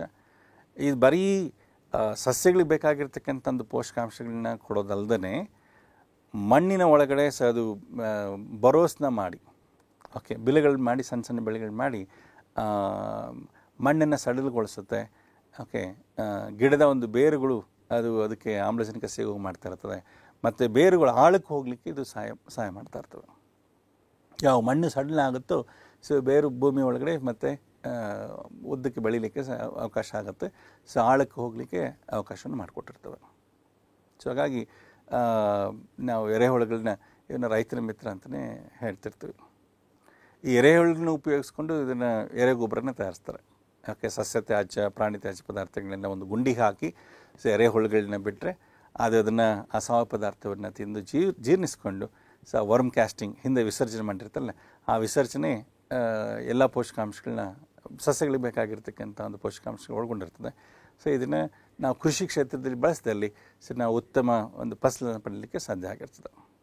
ಓಕೆ, ಈಗ ಇಲ್ಲಿ ಕೊಟ್ಟಿರ್ತಕ್ಕಂಥ ಒಂದು ಹೆಸರುಗಳಲ್ಲಿ ಯಾವ ಒಂದು ಪ್ರಭೇದ ಎರೆಹುಳುಗಳನ್ನ ಇಲ್ಲಿ ಬಳಕೆ ಮಾಡ್ತೀವಿ ಎರೆಗೊಬ್ಬರ ತಯಾರಿಸಲಿಕ್ಕೆ ಅಂತ ಹೇಳ್ಬಿಟ್ಟು ಕೇಳಿದ್ದಾರೆ. ಲಾಸ್ಟ್ ಒನ್ DL ಅಂತ ಹೇಳಿದೆ. ನೆಕ್ಸ್ಟ್ ಇನ್ನೊಂದು ಹೆಸರು ನೋಡಿ, ಸೀನೋರಾಬ್ಡಿಟಿಸ್ ಎಲಿಗ್ಯಾನಸ್ ಅಂತಿದೆ. ಓಕೆ, ಸೀನೋರಾಬ್ಡಿಟಿಸ್ ಎಲಿಗ್ಯಾನಸ್ ಇದು ಕೆನೋರಾ ಅಂತಿದೆ, ಇದು ತಪ್ಪು. ಓಕೆ, ಇಲ್ಲಿ ಬಂದಿರ್ತಕ್ಕಂಥದ್ದು ಇದನ್ನು ಸೀನೋರಾಬ್ಡಿಟಿಸ್ ಎಲಿಗ್ಯಾನಸ್ ಅಂತಲೇ ಓದಬೇಕಾಗುತ್ತೆ. ಈ ಸೀನೋರಾಬ್ಡಿಟಿಸ್ ಎಲಿಗ್ಯಾನಸ್ ಅನ್ನೋದು ಇದೊಂದು ದುಂಡು ಹುಳ. ಓಕೆ, ಇಂಗ್ಲೀಷಲ್ಲಿ ನಾವು ನೆಮೆಟೋಡ್ ಅಂತ ಹೇಳ್ತೀವಿ. ಓಕೆ, ದುಂಡು ಹುಳ ವಂಶಕ್ಕೆ ಸೇರಿರ್ತಕ್ಕಂಥ ಒಂದು ಜೀವಿ. ಇದರ ವಿಶೇಷತೆ ಏನಪ್ಪ ಅಂದರೆ ಇದು ತುಂಬ ಟ್ರಾನ್ಸ್ಪರೆಂಟ್ ಆಗಿರುತ್ತೆ, ಒಂದು ಗ್ಲಾಸ್ ಪೀಸ್ ಇದ್ದಂಗೆ ಇರುತ್ತೆ. ಬಾಡಿ ಫುಲ್ ಕಂಪ್ಲೀಟ್ ಒಳಗಡೆ ಇರ್ತಕ್ಕಂಥದ್ದೆಲ್ಲ ನಮ್ಗೆ ಗೊತ್ತಾಗ್ತಾ ಇರ್ತದೆ. ಓಕೆ, 1 mm ಒಂದು ಲೆಂತ್ ಇರ್ತಕ್ಕಂಥ ಒಂದು ವರ್ಮ್ ಅಂತ ಹೇಳ್ಬೋದು. ಜಸ್ಟ್ 1 mm ಲೆಂತ್ ಇರ್ತಕ್ಕಂಥದ್ದು ಟ್ರಾನ್ಸ್ಪರೆಂಟ್ ಆಗಿರುತ್ತೆ. ನಾವು ಒಳಗಡೆ ಏನೇನೇನು ಆಗ್ತಿದೆ ಅಂತ ಹೇಳ್ಬಿಟ್ಟು ಅದನ್ನು ಪೂರ್ತಿಯಾಗಿ ನಾವು ಹಾಗೆ ಬರಗಣ್ಣಿಂದ ನೋಡ್ಬೋದು. ಮೈಕ್ರೋಸ್ಕೋಪಲ್ಲಿ ಇಟ್ಕೊಂಡಾಗ ಏನೋ ಚೆನ್ನಾಗಿ ಕಾಣ್ತಾ ಇರ್ತದೆ. ಈ ಸೀನೋರಾಬ್ಡಿಟಿಸ್ ಎಲಿಗ್ಯಾನಸ್ ಇದ್ರ ಮೇಲೆ ಹಲವಾರು ಪ್ರಯೋಗಗಳು ನಡೆದಿವೆ. ಎಸ್ಪೆಷಲಿ ಜೆನೆಟಿಕ್ಸ್ ಸಂಬಂಧಪಟ್ಟಿರ್ತಕ್ಕಂಥ ಒಂದು ಪ್ರಯೋಗಗಳು ಸೀನೋರಾಬ್ಡಿಟಿಸ್ ಎಲಿಗ್ಯಾನಸ್ ಮೇಲೆ ನಡೆಸಲಾಗಿದೆ. ನಂತರ ಈ ಸೀನೋರಾಬ್ಡಿಟಿಸ್ ಎಲಿಗ್ಯಾನಸ್ನ ಒಂದು ಜೀನೋಮ್ ಫುಲ್ ಕಂಪ್ಲೀಟಾಗಿ ಇದನ್ನ ಡಿಕೋಡ್ ಮಾಡಿದ್ರು. ಓಕೆ, ಫಸ್ಟ್ ಜೀನೋಮ್ ಅದನ್ನು ಕಂಪ್ಲೀಟಾಗಿ ಡಿಕೋಡ್ ಮಾಡಿದ ಒಂದು ಅನಿಮಲ್ ಅಂದರೆ ಇದ್ರದ್ದು ಎಲಿಗ್ಯಾನಸ್ದು, ಸಿ ಎಲಿಗ್ಯಾನಸ್ ತಾನೆ. ಕಂಪ್ಲೀಟ್ ಜೀನೋಮ್ನ ಫಸ್ಟ್ ಇದರದ್ದೇ ಜೀನೋಮ್ ಕಂಪ್ಲೀಟಾಗಿ ಡಿಕೋಡ್ ಮಾಡಲಾಯಿತು. ನಂತರ ಬೇರೆ ಬೇರೆ ಪ್ರಾಣಿಗಳ ಒಂದು ಜೀನೋಮ್ನ ಡಿಕೋಡ್ ಮಾಡಲಾಯಿತು. ಓಕೆ, ಫಸ್ಟ್ ಜೀನೋಮ್ ಡಿಕೋಡ್ ಮಾಡಿದ ಒಂದು ಅನಿಮಲ್ ಅಂತಂದರೆ ಸೀನೋರಾಬ್ಡಿಟಿಸ್ ಎಲಿಗ್ಯಾನಸ್. ಇದ್ರ ಬಗ್ಗೆ ಸುಮಾರು ಪ್ರಶ್ನೆಗಳು ಬರ್ತಾನೆ ಇರ್ತದೆ. This is most popular worm, popular nematode. Okay, ಹಾಗಾಗಿ ಹೆಸರನ್ನ ಸ್ವಲ್ಪ ಚೆನ್ನಾಗಿ ಜ್ಞಾಪಕದಲ್ಲಿಟ್ಕೊಳ್ಳಿ. ಓಕೆ, ಯಾವ ಎಕ್ಸ್ಪೆರಿಮೆಂಟ್ಸ್ಗೆ ಅದನ್ನು ಬಳಸ್ಕೊಳ್ಳಾಯಿತು. ಇದರಲ್ಲಿ ನೊಬೆಲ್ ಪ್ರೈಸ್ ಕೂಡ ಪಡ್ಕೊಂಡಿದ್ದಾರೆ ಸೀನೋರಾಬ್ಡಿಟಿಸ್ ಎಲಿಗ್ಯಾನಸ್ ಮೇಲೆ ಎಕ್ಸ್ಪೆರಿಮೆಂಟ್ಸ್ ಮಾಡಿದ ವಿಜ್ಞಾನಿ. ಓಕೆ, ಹೀಗೆ ನಾವು ಅನಿಮಲ್ಸಲ್ಲಿ ತೆಗೆದುಕೊಂಡಾಗ ಇನ್ನೊಂದು ಡ್ರ್ಯಾಗನ್ ಫ್ಲೈ ಅಂತ ಬರುತ್ತೆ, ಫ್ರೂಟ್ ಫ್ಲೈ ಅಂತ. ಅದ್ರ ಮೇಲೆ ಕೂಡ ಜೆನೆಟಿಕ್ಸ್ ಸಂಬಂಧಪಟ್ಟಿರ್ತಕ್ಕಂಥ ಒಂದು ಹಲವಾರು ಪ್ರಯೋಗಗಳನ್ನ ಮಾಡಲಾಗಿದೆ. ಓಕೆ, 2 ಅನಿಮಲ್ಸಲ್ಲಿ ಸಾಕಷ್ಟು ಪ್ರಯೋಗಗಳನ್ನ ಮಾಡಿದರೆ, ಹಾಗಾಗಿ 2 ಹೆಸರನ್ನ ಸ್ವಲ್ಪ ನೋಡ್ಕೊಂಡಿರಿ. ಈ ಎಕ್ಸಾಮ್ಸಲ್ಲಿ ಅದ್ರ ಮೇಲೆ ಡೈರೆಕ್ಟ್ ಕ್ವಶನ್ ಕೇಳಿದ್ರು ಕೂಡ ಆಪ್ಷನ್ಸಲ್ಲಿ ಅದನ್ನ ಒಂದು ಕೊಟ್ಟಿರ್ತಾರೆ. ಓಕೆ, ಇವೆರಡೂ ಅಲ್ಲ. ಓಕೆ, ಸಿ ಮತ್ತು ಡಿ ಎರಡೂ ಅಲ್ಲ. ಓಕೆ, ಈಗ ನಿಮ್ಗೆ ಕೊಟ್ಟಿರ್ತಕ್ಕಂಥ ಒಂದು ಆನ್ಸರ್ ನೋಡಿ, ಆನ್ಸರ್ ಮಲ್ಟಿಪಲ್ ಸ್ಟೇಟ್ಮೆಂಟ್ ಇರ್ತಕ್ಕಂಥ ಒಂದು ಆನ್ಸರ್ಸ್ನ ಕೊಟ್ಟಿದ್ದಾರೆ. ಆಪ್ಷನ್ಸ್ ಮಲ್ಟಿಪಲ್ ಸ್ಟೇಟ್ಮೆಂಟ್ಸ್ ಇರ್ತಕ್ಕಂಥ ಒಂದು ಆಪ್ಷನ್ಸ್ನ ಕೊಟ್ಟಿದ್ದಾರೆ. ಓಕೆ, ಇದನ್ನು ನೀವು ಸರಿಯಾಗಿ ಆಯ್ಕೆ ಮಾಡ್ಕೋಬೇಕಾಗಿರ್ತದೆ. ಓಕೆ, ಒಂದು ಎ ಮಾತ್ರ ಇದೆ, 2 ಎ ಮತ್ತು ಬಿ ಮಾತ್ರ ಇದೆ. ಓಕೆ, 3ನೇದು ಎ ಬಿ ಮತ್ತು ಸಿ ಮಾತ್ರ ಇದೆ. 4ನೇದು ಎ ಬಿ ಸಿ ಮತ್ತು ಡಿ. ಇದು ಅಲ್ಲ. ಓಕೆ, 4ನೇದಲ್ಲ ಮತ್ತು 3ನೇದಲ್ಲ ಅಂತ ನಾವು ಈಸಾಗಿ ಹೇಳ್ಬೋದು. ಇನ್ನು ಆನ್ಸರ್ ಇನ್ನೆರಡರಲ್ಲೂ ಉಳ್ಕೊಂಡಿದೆ. ಓಕೆ, ಇಲ್ಲಿ ಲುಂಬ್ರಿಕಸ್ ರುಬೆಲ್ಲಸ್ ಅನ್ನೋದು ಒಂದು ಎರೆಹುಳದ ಪ್ರಭೇದ. ಓಕೆ, ಪಿಂಕ್ ಕಲರಲ್ಲಿ ಇರ್ತದೆ, ಡಾರ್ಕ್ ಪಿಂಕ್ ಕಲರ್ ಇರ್ತದೆ. ಸಾವಯವ ಪದಾರ್ಥವನ್ನು ಜೀರ್ಣಿಸ್ಕೊಂಡು ಇದು ವಿಸರ್ಜನೆ ಮಾಡ್ತಕ್ಕಂಥದ್ದು ಅತ್ಯಂತ ಪೌಷ್ಟಿಕಾಂಶಗಳನ್ನ ಹೊಂದಿರತಕ್ಕಂಥ ಒಂದು ವಿಸರ್ಜನೆ ಮಾಡ್ತಾ ಇರ್ತದೆ. ಹಾಗಾಗಿ ಇದು ಸರಿ ಇದೆ. Next one Eisenia fetida. Of course Eisenia fetida ಇದು ಕೂಡ ಎರೆಹುಳ ಪ್ರಭೇದನೇ. ಇನ್ನೊಂದು ಪ್ರಭೇದ, ಇದು ಕೂಡ ಪಿಂಕ್ ಕಲರಲ್ಲಿ ಕಂಡುಬರ್ತಕ್ಕಂಥ ಒಂದು ಎರೆಹುಳ. ಓಕೆ, ರುಬೆಲ್ಲಸ್ ವರ್ಟಿಕಲ್ ಆಗಿ ಭೂಮಿ ಒಳಗಡೆ ಆಳಕ್ಕೆ ವರ್ಟಿಕಲ್ ಆಗಿ ಬರೋ ಮಾಡಿರ್ತದೆ. ಓಕೆ, ಬರೋ ಮಾಡಿ ಪ್ಲಾಂಟ್ ರೂಟ್ಸು ಅದು ಆಳಕ್ಕೆ ಹೋಗಲಿಕ್ಕೆ ಅದು ಅವಕಾಶ ಮಾಡಿಕೊಟ್ಟಿರುತ್ತೆ. ಐಸೀನಿಯಾ ಫೆಟಿಡಾ ಕೂಡ ಇದು ಕೂಡ ಭೂಮಿಯನ್ನು ಸಡಿಲಗೊಳಿಸಿ ಸಸ್ಯಗಳಿಗೆ ಬೇಕಾಗಿರ್ತಕ್ಕಂಥ ಒಂದು ಪೋಷಕಾಂಶಗಳನ್ನ ಇದು ಒದಗಿಸ್ಕೊಡ್ತಾ ಇರ್ತದೆ. ಸೊ ಹಾಗಾಗಿ ಇವೆರಡೂ ಆನ್ಸರ್ಸ್ ಆಗಿದೆ. ಓಕೆ, ಐಸೀನಿಯಾ ಮತ್ತು ಲುಂಬ್ರಿಕಸ್ ರುಬಲಸ್. ಸೊ ಇದ್ರ ಪ್ರಕಾರ ನೋಡಿದಾಗ ನಮಗೆ ಸೆಕೆಂಡ್ ಒನ್ ಆನ್ಸರ್ ಆಯಿತು. ಸೊ ಇದು ಸ್ವಲ್ಪ ಪಿಕ್ಚರ್ಸ್ ನೋಡೋಣ, ಇದು ಹೇಗಿದೆ ಐಸೀನಿಯಾ ಮತ್ತು ಲುಂಬ್ರಿಕಸ್ ಹೇಗಿದೆ ಅಂತ. ಸೊ ಇದು ನೋಡಿ, ಸೊ ಇದು ಐಸೀನಿಯಾ ಫೆಟಿಡಾ ಒಂದು ಪಿಕ್ಚರ್. ಓಕೆ, ಈ ಭಾಗ ನಿಮ್ಗೆ ಕಾಣ್ತಿದ್ದಿಲ್ಲ. ಸೊ ಇದನ್ನು ಕ್ಲೈಟ್ಲಾರ್ ರೀಜನಲ್ ಅಂತ ಹೇಳ್ತೀವಿ. ಓಕೆ, ಸೊ ಗ್ಲ್ಯಾಂಡ್ಲಾರ್ ಪಾರ್ಟ್, ಗ್ಲ್ಯಾಂಡ್ಸಲ್ಲಿ ಹೆಚ್ಚಿಗೆ ಗ್ರಂಥಿಗಳನ್ನೆಲ್ಲಿ ಕಾಣ್ಬೋದು. ಓಕೆ, ಒಂದು ಕಡೆಗೆ ಬಾಯಿ ಇರುತ್ತೆ, ಒಂದು ಕಡೆಗೆ ಏನಸ್ ಇರುತ್ತೆ. ನಾವು ಎರೆಹೋಳಲ್ಲಿ ಕ್ಲೋಸ್ಡ್ ಸರ್ಕ್ಯುಲೇಟರಿ ಸಿಸ್ಟಮ್ನ ಕಾಣ್ಬೋದು. ಅಂದರೆ ನಮ್ಮಲ್ಲಿ ಹೇಗಿದೆ ರಕ್ತನಾಳಗಳು ಹರಿಯುತ್ತೋ ಸೊ ಅದೇ ರೀತಿ ಇಲ್ಲಿ ಕೂಡ ಎರೆಹೋಳಲ್ಲಿ ಕೂಡ ರಕ್ತನಾಳಗಳು ಹರಿಯೋದನ್ನು ನಾವು ಕಾಣ್ಬೋದು. ಸೊ ಇತರ ರಕ್ತನಾಳಗಳು ಹರಿಯೋದನ್ನು ಅದನ್ನು ಕ್ಲೋಸ್ಡ್ ಸರ್ಕ್ಯುಲೇಷನ್ ಅಂತ ಹೇಳ್ತೀವಿ. ಎರೆಹುಳ ನೀವು ಸ್ಟಡಿ ಮಾಡಿದಾಗ ತುಂಬ ಇಂಟ್ರೆಸ್ಟಿಂಗ್ ಫ್ಯಾಕ್ಟ್ಸ್ ನಮಗೆ ಸಿಗುತ್ತೆ. Okay, so next one Lumbricus ರುಬಲಸ್ನ ಒಂದು ಪಿಕ್ಚರ್ ನೋಡಿ. ಡಾರ್ಕ್ ಪಿಂಕ್ ಕಲರ್ಲಿದೆ. ಓಕೆ, ಉದ್ದಕ್ಕಿರ್ತಕ್ಕಂಥ ಒಂದು ಅರ್ಥಮ್. ಇದು ವರ್ಟಿಕಲ್ ಆಗಿ ಬರೋಸ್ನ ಮಾಡ್ತಾ ಇರುತ್ತೆ. ಸೊ 18ನೇ ಪ್ರಶ್ನೆ ನೋಡೋಣ. ನಿಷ್ಕೃಷ್ಟ ಕೃಷಿಯು ಒಂದು ವೈಜ್ಞಾನಿಕ ಪ್ರಯತ್ನವಾಗಿದ್ದು ಇದು ಕೃಷಿ ನಿರ್ವಹಣೆಯನ್ನು ಸುಧಾರಿಸಲು ಡ್ಯಾಶ್ ಅನ್ವಯದಿಂದ ಮಾಡುವಂತಹದ್ದು. ಇದು ಕ್ವಶನ್ ಇಂಗ್ಲೀಷಲ್ಲಿ ನೋಡೋಣ. Precision agriculture is a scientific endeavour to improve the agricultural management by the application of dash. Precision agriculture. So precision ಅನ್ನೋ ಅದರ ವರ್ಡ್ ಮೀನಿಂಗ್ ನಾವು ನೋಡಿದಾಗ, ಓಕೆ, ವರ್ಡ್ ಮೀನಿಂಗ್ ತೆಗೆದುಕೊಂಡ್ರೆ ನಿಖರ ಅಂತ ಹೇಳ್ತೀವಿ. ನಿಖರವಾಗಿ ಯಾವುದೇ ಒಂದು ಕೆಲಸವನ್ನು ನಿಖರವಾಗಿ ಮಾಡ್ತಕ್ಕಂಥದ್ದು. ಓಕೆ, ನಿಖರತೆ, ಆ ಪರ್ಫೆಕ್ಷನ್, ಆ ಅರ್ಥದಲ್ಲಿ ಇದು ಬರುತ್ತೆ. ಸೊ ಪ್ರಿಸಿಷನ್ ಅಗ್ರಿಕಲ್ಚರ್ ಅಂತಂದರೆ ಈಗ ನಾವು ಜಸ್ಟ್ ಅದು ವರ್ಡ್ ಬೇಸಿಸ್ ಮೇಲೆ ಹಾಗೆ ಸ್ವಲ್ಪ ನೋಡಿದಾಗ ನಾವು ಪ್ಲಾಂಟ್ಸ್ಗೆ ಡೈರೆಕ್ಟಾಗಿ ಬೇರೆಗಳಿಗೆ ನೀರನ್ನ ಉಣಿಸ್ತಕ್ಕಂಥದ್ದು. ಡ್ರಿಪ್ ಇರಿಗೇಷನಿಂದ ಅದಕ್ಕೆ ಎಷ್ಟು ಪ್ರಮಾಣದ ನೀರು ಬೇಕೋ ಅಷ್ಟು ನೀರನ್ನೇ ಕೊಡ್ತಕ್ಕಂಥದ್ದು. ಹಾಗೆ ಬೇರೆಗಳಿಗೇ ಪೋಷಕಾಂಶಗಳನ್ನ ಡೈರೆಕ್ಟಾಗಿ ಕೊಡ್ತಕ್ಕಂಥದ್ದು. ಓಕೆ, ಬೇರೆ ನಾವು ಕೆನಾಲ್ ಇರಿಗೇಷನ್ ತೆಗೆದುಕೊಂಡಾಗ ಅದೆಲ್ಲ ನೀರು ಎಲ್ಲ ಕಡೆಗೂ ಹರಿತಾ ಇರುತ್ತೆ, ಸುಮಾರು ನೀರು ವೇಸ್ಟ್ ಆಗ್ತಾ ಹೋಗ್ತಾ ಇರುತ್ತೆ. ಓಕೆ, ಪ್ಲ್ಯಾಂಟ್ಸ್ಗೆ ಅಲ್ಲದೇ ಸುತ್ತಮುತ್ತಲು ಇರ್ತಕ್ಕಂಥ ಒಂದು ಭೂಭಾಗ ಕೂಡ ನೀರನ್ನ ಹೀರ್ಕೊಳ್ತಾ ಹೋಗ್ತಾ ಇರುತ್ತೆ. ನಾವು ಪ್ರಿಸೈಸ್ ಆಗಿ ಪ್ಲ್ಯಾಂಟ್ಸ್ಗಿಂತಲೇ ಅಲ್ಲಿ ನೀರು ಕೊಡಲಿಕ್ಕೆ ಆಗಿರೋದಿಲ್ಲ. ಬಟ್ ಇಲ್ಲಿ ಮೈಕ್ರೋ ಇರಿಗೇಷನ್ ನಾವು ತೆಗೆದುಕೊಂಡಾಗ ಡೈರೆಕ್ಟಾಗಿ ಪ್ಲಾಂಟ್ ರೂಟ್ಸ್ಗೆ ನೀರನ್ನ ತಲುಪೋಂಗೆ ಮಾಡ್ಬೋದು. ಹಾಗೇ ಅದಕ್ಕೆ ಬೇಕಾಗಿರ್ತಕ್ಕಂಥ ಪೋಷಕಾಂಶಗಳನ್ನ ಕೂಡ ಡೈರೆಕ್ಟಾಗಿ ಅಲ್ಲೇ ಕೊಡ್ಬೋದು. ನೆಕ್ಸ್ಟು ಪ್ಲಾಂಟ್ ಅದರ ಒಂದು ಗ್ರೋತ್ ಆದಾಗ, ಅದು ಬೆಳವಣಿಗೆ ಆದಾಗ ಬೆಳಹಾಣಿ ಕೀಟಗಳು ಅದನ್ನು ಅಟ್ಯಾಕ್ ಮಾಡಿರ್ತವೆ, ದಾಳಿ ಮಾಡಿರುತ್ತೆ. ಈಗ ಬೆಳಹಾಣಿ ಕೀಟಗಳನ್ನ ಅದನ್ನು ಕೂಡ ಪರ್ಫೆಕ್ಟಾಗಿ ಅದನ್ನು ಕಂಡುಹಿಡಿಯೋದು.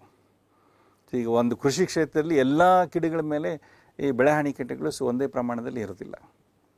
ಓಕೆ, ಒಂದೇ ಸಾಂದ್ರತೆ ಇರೋದಿಲ್ಲ. ಕೆಲವು ಭಾಗದಲ್ಲಿ ಕೃಷಿ ಕ್ಷೇತ್ರ, ಕೆಲವು ಭಾಗದಲ್ಲಿ ಈ ಬೆಳೆಹಾನಿ ಕೀಟಗಳ ಒಂದು ದಟ್ಟಣೆ ಹೆಚ್ಚಿಗಿರುತ್ತೆ, ಇನ್ನು ಕೆಲವು ಭಾಗಗಳಲ್ಲಿ ಅದರ ದಟ್ಟಣೆ ಕಡಿಮೆ ಇರ್ತದೆ.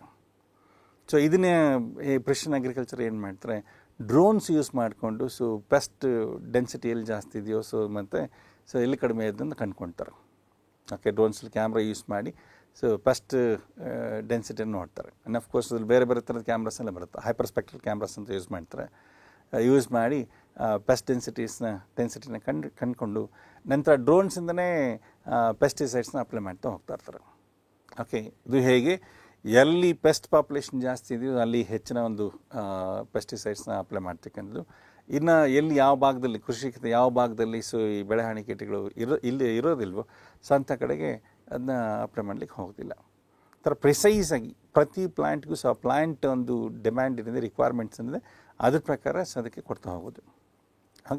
ಹಾಗೆ ನಿಂತ ಬೆಳೆ ತೆಗೆದುಕೊಂಡಾಗ ನಿಂತ ಬೆಳೆಯಲ್ಲಿ ಈ ಹಣ್ಣುಗಳು ತರಕಾರಿಗಳೆಲ್ಲ ಬಿಟ್ಟಿರುತ್ತೆ ಅಂತ ಅಂದ್ಕೊಳ್ಳಿ. ಈಗ ಹಣ್ಣುಗಳು ತರಕಾರಿಗಳನ್ನ ಅದನ್ನು ನಾವು ತೊಗೋಬೇಕಾದಲ್ಲಿ ಅದರಲ್ಲಿ ಎಲ್ಲವೂ ಪಕ್ವವಾಗಿರಲ್ಲ. ಪಕ್ವವಾಗಿರ್ತಕ್ಕಂಥ ಒಂದು ಹಣ್ಣುಗಳನ್ನೇ ಅದನ್ನೇ ಪ್ಲಕ್ ಮಾಡಲಿಕ್ಕೆ ಮತ್ತು ರೋಬೋಟ್ಸ್ನ ಯೂಸ್ ಮಾಡ್ತಾರೆ. ಆರ್ಟಿಫಿಷಿಯಲ್ ಇಂಟೆಲಿಜೆನ್ಸ್ ಬೇಸ್ಡ್ ರೋಬೋಟ್ಸ್ನ ಯೂಸ್ ಮಾಡ್ತಾರೆ. ಯೂಸ್ ಮಾಡಿ ಅವು ಪಕ್ವಗೊಂಡಿರ್ತಕ್ಕಂಥ ಹಣ್ಣುಗಳು ಮಾತ್ರ ಕಲೆಕ್ಟ್ ಮಾಡ್ಕೊತ ಹೋಗ್ತಾ ಇರುತ್ತೆ. ಓಕೆ, ಆ್ಯಂಡ್ ಅಫ್ಕೋರ್ಸ್ ಇಲ್ಲಿ ಸ್ಯಾಟಲೈಟ್ಸ್ ಕೂಡ ಯೂಸ್ ಮಾಡಿರ್ತಾರೆ. ಓಕೆ, ಸೊ ಸ್ಯಾಟಲೈಟ್ಸ್ನ ಯೂಸ್ ಮಾಡಿಕೊಂಡು ಸೊ ಡ್ರೋನ್ಸ್ನ ಸ್ಯಾಟಲೈಟ್ ಕನೆಕ್ಟ್ ಮಾಡಿ ಒಂದು ಕಡೆ ಕೂತ್ಕೊಂಡೇ ರೈತ ಸೊ ಅದನ್ನು ಆಪ್ರೇಟ್ ಮಾಡ್ತಾ ಹೋಗ್ತಾ ಇರ್ತಾನೆ. ಓಕೆ, ಡ್ರೋನ್ಸ್ನ ಆಪ್ರೇಟ್ ಮಾಡ್ತಾನೆ. ಸೊ ಅಲ್ಲಿ ಫುಲ್ ಕಂಪ್ಲೀಟ್ ಕೂತ್ಕೊಂಡ ಕಡೆ ಆ ಡ್ರೋನ್ಸ್ ಕೊಡ್ತಕ್ಕಂಥ ಒಂದು ಮಾಹಿತಿಯನ್ನು ಸೊ ಮಾನಿಟ್ರಲ್ಲಿ ಇದನ್ನ ಅಬ್ಸರ್ವ್ ಮಾಡ್ತಾ ಹೋಗ್ತಾ ಇರ್ತಾನೆ. ಹಾಗೇ ಕೃಷಿ ಕ್ಷೇತ್ರದಲ್ಲಿ ಯೂಸ್ ಮಾಡ್ತಕ್ಕಂಥ ಒಂದು ಮೆಷಿನ್ಸ್ ಏನಿದೆ, ಆ ಮೆಷಿನ್ಸ್ ಕೂಡ ಸ್ಯಾಟಲೈಟ್ ಕನೆಕ್ಟ್ ಆಗಿರುತ್ತೆ. ಸ್ಯಾಟಲೈಟ್ ಮೂಲಕ ಸೊ ರೈತನ ಕೂತಿರ್ತಕ್ಕಂಥ ಜಾಗ ಒಂದು ಸಿಸ್ಟಮ್ಗೆ ಅದು ಕನೆಕ್ಟ್ ಆಗಿರ್ತದೆ. ಸೊ ಈಗ ಕೂತಲ್ಲಿಂದನೇ ರೈತ ಕೃಷಿ ಕ್ಷೇತ್ರದಲ್ಲಿರ್ತಕ್ಕಂಥ ಮೆಷಿನ್ಸ್ನ ಆಪ್ರೇಟ್ ಮಾಡ್ತಾ ಹೋಗ್ಬೋದು. ಓಕೆ, ಡೈರೆಕ್ಟಾಗಿ ಸೊ ಡ್ರೋನ್ಸಿಂದ ಪಿಕ್ಚರ್ಸ್ ಅದು ಕಲೆಕ್ಟ್ ಮಾಡ್ಕೊಳ್ತಾ ಇರ್ತಾರೆ. ಸೊ ಸ್ಯಾಟಲೈಟ್ಗೆ ಹೋಗಿ ಸ್ಯಾಟಲೈಟಿಂದ ಮತ್ತೆ ಸಿಸ್ಟಮ್ ಬರ್ತಾ ಇರುತ್ತೆ. ಸೊ ಕೂತಿಲ್ಲಿಂದನೇ ಸೊ ಸಸ್ಯಗಳಿಗೆ ಎಷ್ಟೆಷ್ಟು ಬೇಕು, ಏನೇನು ಪೆಸ್ಟಿಸೈಡ್ಸ್ ಎಷ್ಟು ಬೇಕಾಗುತ್ತೆ, ಅದಕ್ಕೆ ಗೊಬ್ಬರ ಎಷ್ಟು ಬೇಕಾಗಿರುತ್ತೆ, ನೀರಿನ ಪ್ರಮಾಣ ಎಷ್ಟೆಷ್ಟು ಬೇಕಾಗಿದೆ, ಸೊ ಇದನ್ನೆಲ್ಲ ಕೂತ ಜಾಗದಲ್ಲಿಂದ ನಾನು ಆಪ್ರೇಟ್ ಮಾಡ್ತಾ ಹೋಗ್ಬೋದು. ಓಕೆ, ಅಂದರೆ ಟೆಕ್ನಾಲಜಿ ಯೂಸ್ ಮಾಡಿಕೊಂಡು information technology and then satellite communication technology ಇದೆ, ಇವೆರಡನ್ನೂ ಬಳಕೆ ಮಾಡಿಕೊಂಡು ಸೊ ಕೃಷಿ ಮಾಡ್ತಕ್ಕಂಥದ್ದು. ಇದನ್ನು ನಾವು ಕೆಲವು ಅಡ್ವಾನ್ಸ್ಡ್ ಕಂಟ್ರೀಸಲ್ಲಿ ಇಸ್ರೇಲಲ್ಲಿ ಈ ರೀತಿ ಕೃಷಿನ ನಾವು ಕಾಣ್ತೀವಿ. ಸೊ ಇಸ್ರೇಲ್ ಒಂದು ಕಾಲದಲ್ಲಿ ನೀರೇ ಇಲ್ಲದಿರ್ತಕ್ಕಂಥ ಒಂದು ಪ್ರದೇಶ, ಬರಡು ಭೂಮಿ. ಅಂಥ ಪ್ರದೇಶದಲ್ಲಿ ಈಗ ಅತಿ ಹೆಚ್ಚಿನ ಒಂದು ಉತ್ಪಾದಕತೆಯ ಒಂದು ಬೆಳೆಗಳನ್ನು ಬೆಳೀತಾ ಇದ್ದಾರೆ.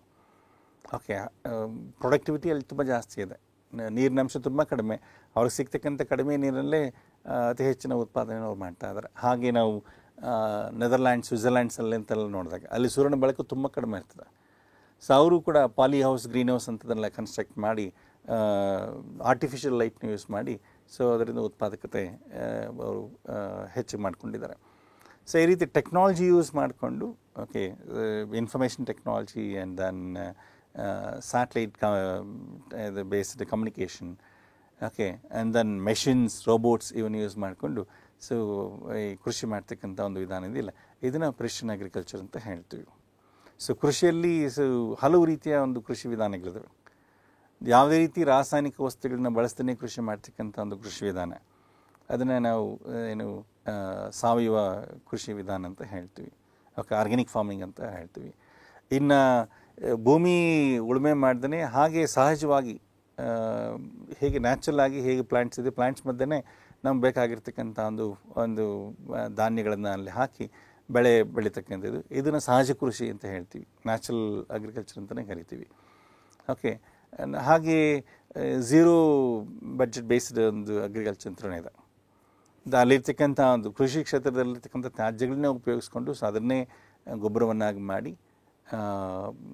ಇನ್ಪುಟ್ ಎಷ್ಟಿದೆಯೋ ಸೊ ಅಗ್ರಿಕಲ್ಚರಲ್ ಇನ್ಪುಟ್ ಕೃಷಿ ವೆಚ್ಚ ಎಷ್ಟಿರುತ್ತೋ ಸೊ ಆದಷ್ಟು ಅಫ್ಕೋರ್ಸ್ ಅದೆಲ್ಲ ಅಲ್ಲಿಂದನೇ ಅದು ಪೂರ್ತಿ ಅದನ್ನು ಪಡಿತಕ್ಕಂಥದ್ದು.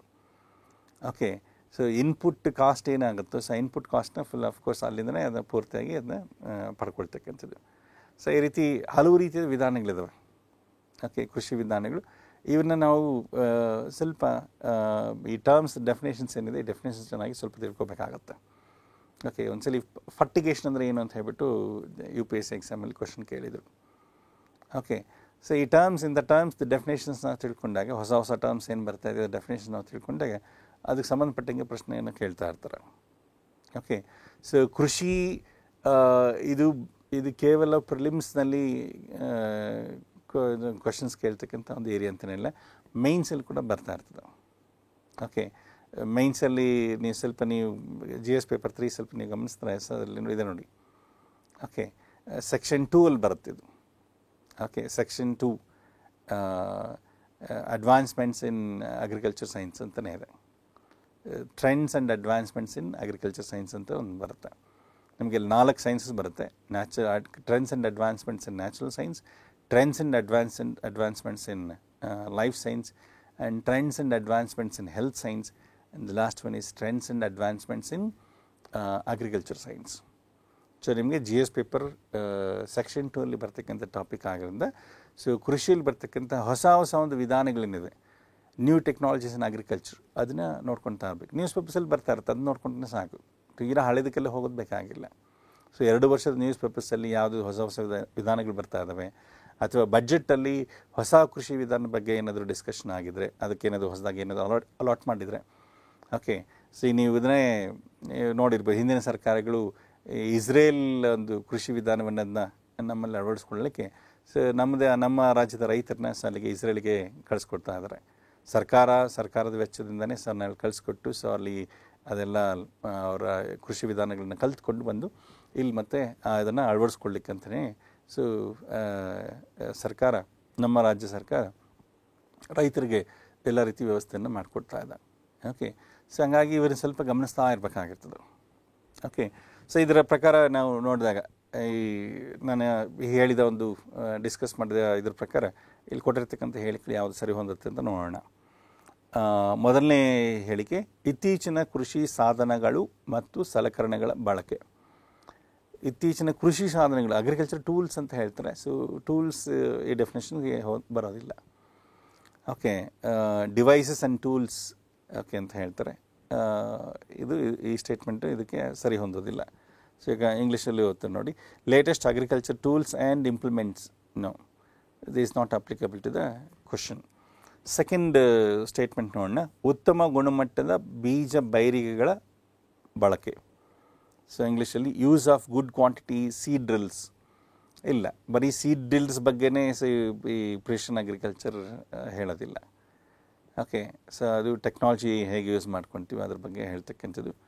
ಓಕೆ, ನೆಕ್ಸ್ಟು ಮೂರನೇ ಸ್ಟೇಟ್ಮೆಂಟ್, ಮಾಹಿತಿ ತಂತ್ರಜ್ಞಾನ ಮತ್ತು ಉಪಗ್ರಹ ಆಧಾರಿತ ತಂತ್ರಜ್ಞಾನದ ಅನ್ವಯದಿಂದ. ಸೊ ಇಂಗ್ಲೀಷಲ್ಲಿ by application of information technology and satellite based technology. Yes, the statement is correct.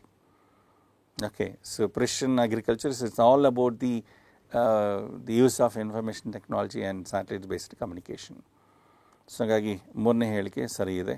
Okay, so ಮೂರನೇದು ಆನ್ಸರ್ ಆಯಿತು. ಸೊ ಥರ್ಡ್ ಒನ್ ಇದಕ್ಕೆ ಆನ್ಸರ್ ಆಯಿತು. ಓಕೆ, ಸೊ ನೆಕ್ಸ್ಟ್ ಕ್ವೆಶನ್ ಹೋಗೋಣ. ಪ್ರಿಸಿಷನ್ ಅಗ್ರಿಕಲ್ಚರ್ಸ್ ಒಂದು ಪಿಕ್ಚರ್ ಇಲ್ಲಿದೆ ನೋಡಿ. ಸ್ಯಾಟಲೈಟ್ನ ಬಳಕೆ ಮಾಡ್ಕೊಳ್ತಾ ಇದ್ದಾರೆ. ಸೊ ಸ್ಯಾಟಲೈಟಿಂದ ಕೃಷಿ ಕ್ಷೇತ್ರದಲ್ಲಿ ಕೆಲಸ ಮಾಡ್ತಕ್ಕಂಥ ಒಂದು ಮೆಷಿನ್ಸ್ ಏನಿದೆ, ಮೆಷಿನ್ಸ್ ಕನೆಕ್ಟ್ ಆಗಿರುತ್ತೆ. ಅಫ್ಕೋರ್ಸ್ ಇದು ರಿಲೇ ಸೆಂಟ್ರ್. ಓಕೆ, ಸೊ ಏನು ಕಮಾಂಡ್ಸ್ ಕೊಡಬೇಕಾದ್ರೂ ಸೊ ಈ ಕಮಾಂಡ್ಸ್ನ ಸೊ ಸ್ಯಾಟಲೈಟ್ಗೆ ಹೋಗುತ್ತೆ, ಸ್ಯಾಟಲೈಟ್ ಮೂಲಕ ಮತ್ತೆ ಕಮಾಂಡ್ಸು ಈ ಮೆಷಿನ್ಸ್ಗೆ ಬಂದಿರ್ತದೆ.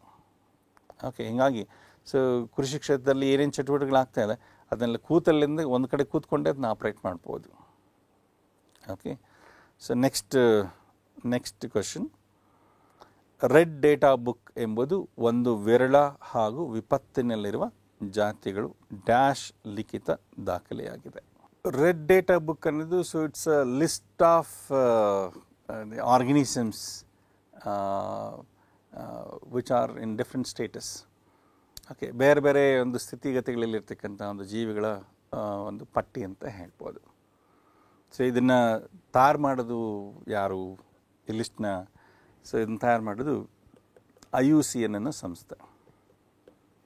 ಓಕೆ, IUCN ಪೂರ್ತಿ ವಿಸ್ತರಣೆ ಬಂದು ಇಂಟರ್ನ್ಯಾಷನಲ್ ಕೌನ್ಸಿಲ್ ಫಾರ್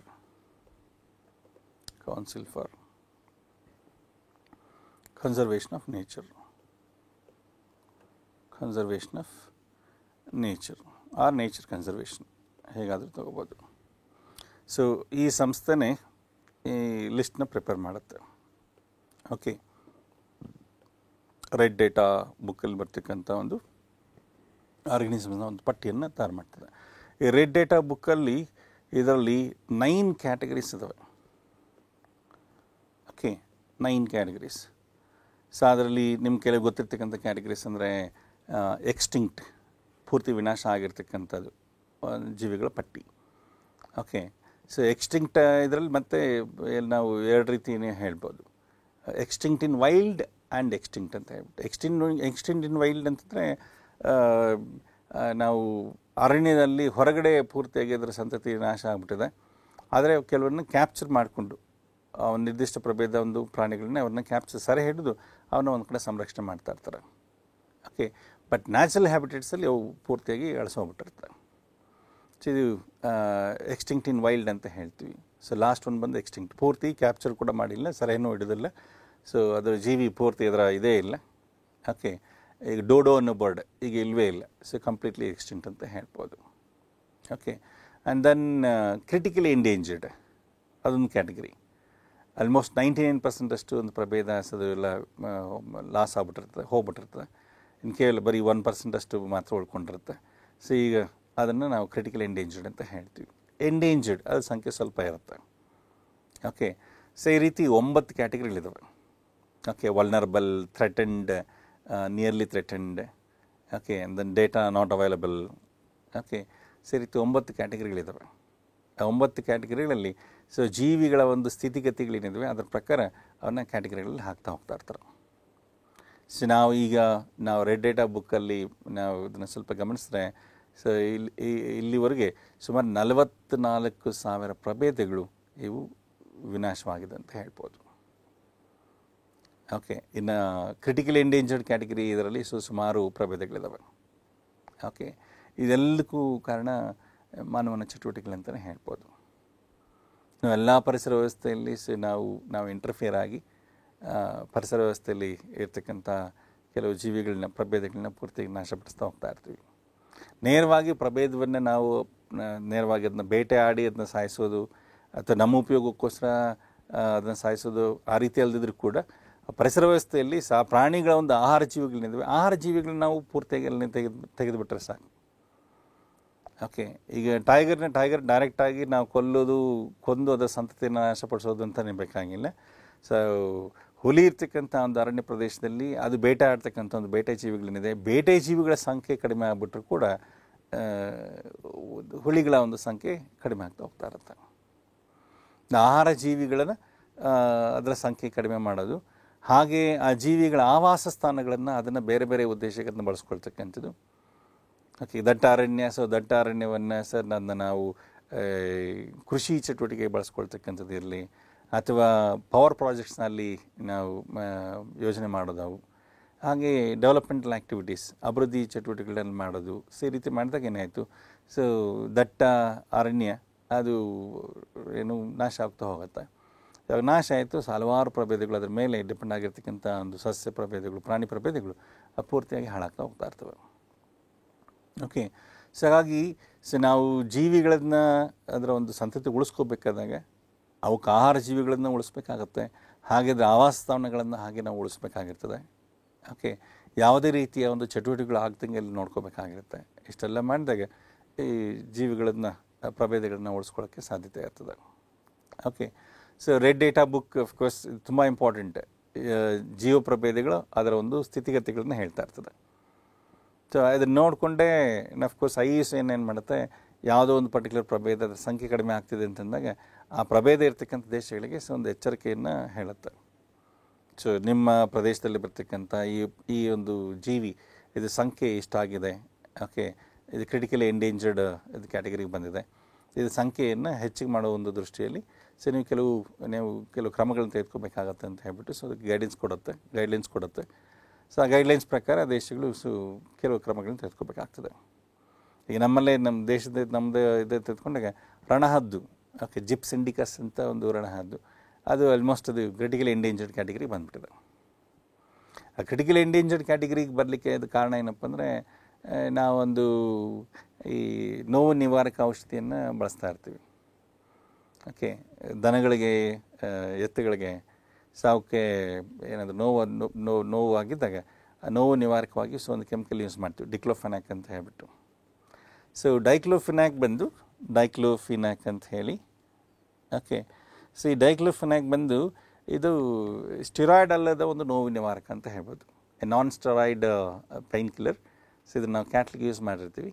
ಓಕೆ, ದನಕರುಗಳಲ್ಲಿ ಬಳಕೆ ಮಾಡಿ ಅಫ್ಕೋರ್ಸ್ ಆ ದನಕರುಗಳು ಸತ್ತ ನಂತರ ರಣಹದ್ದುಗಳು ಅದರ ಮಾಂಸವನ್ನು ತಿಂತಾ ಇರ್ತದೆ, ಸತ್ತ ದನಕರುಗಳ ಮಾಂಸವನ್ನು ತಗೊಳ್ತಾ ಇರ್ತದೆ.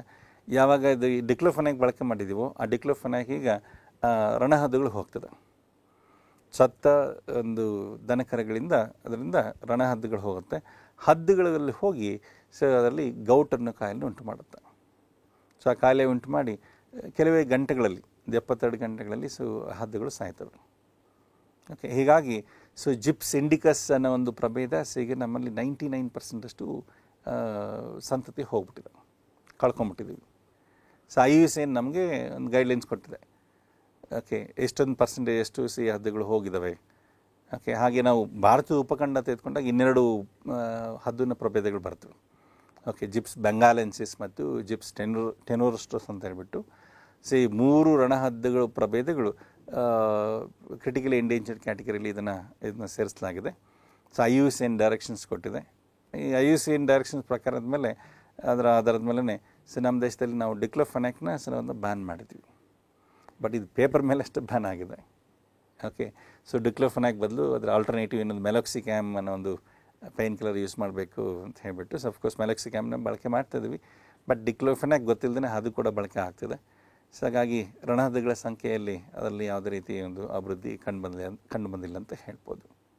ಓಕೆ, ಸೊ ಈ ರೀತಿ ರೆಡ್ ಡೇಟಾ ಬುಕ್ಕಲ್ಲಿ ಸೊ ಎಲ್ಲ ಪ್ರಭೇದಗಳ ಒಂದು ಸ್ಥಿತಿಗತಿಗಳನ್ನು ಅದನ್ನು ಈ 9 ಕ್ಯಾಟಗರಿಯಲ್ಲಿ ಅದನ್ನು ಪಟ್ಟಿ ಮಾಡಿ ಮೆನ್ಷನ್ ಮಾಡಿ ಕೊಟ್ಟಿರ್ತಾರೆ.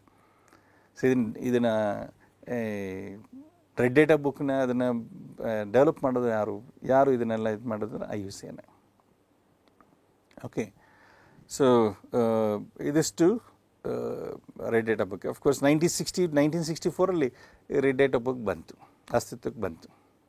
ಸೊ ಆಗಿಂದ ನಾವು ಎಲ್ಲ ಜೀವಿಗಳ ಒಂದು ಸ್ಥಿತಿಗತಿಗಳನ್ನ ನಾವು ನೋಡ್ಬೋದಾಗಿದೆ. ಓಕೆ, ಸೊ ಇದ್ರ ಬಗ್ಗೆ ಯೂಶ್ವಲಿ ಕ್ವಶನ್ಸ್ ಬರ್ತಾ ಇರುತ್ತೆ.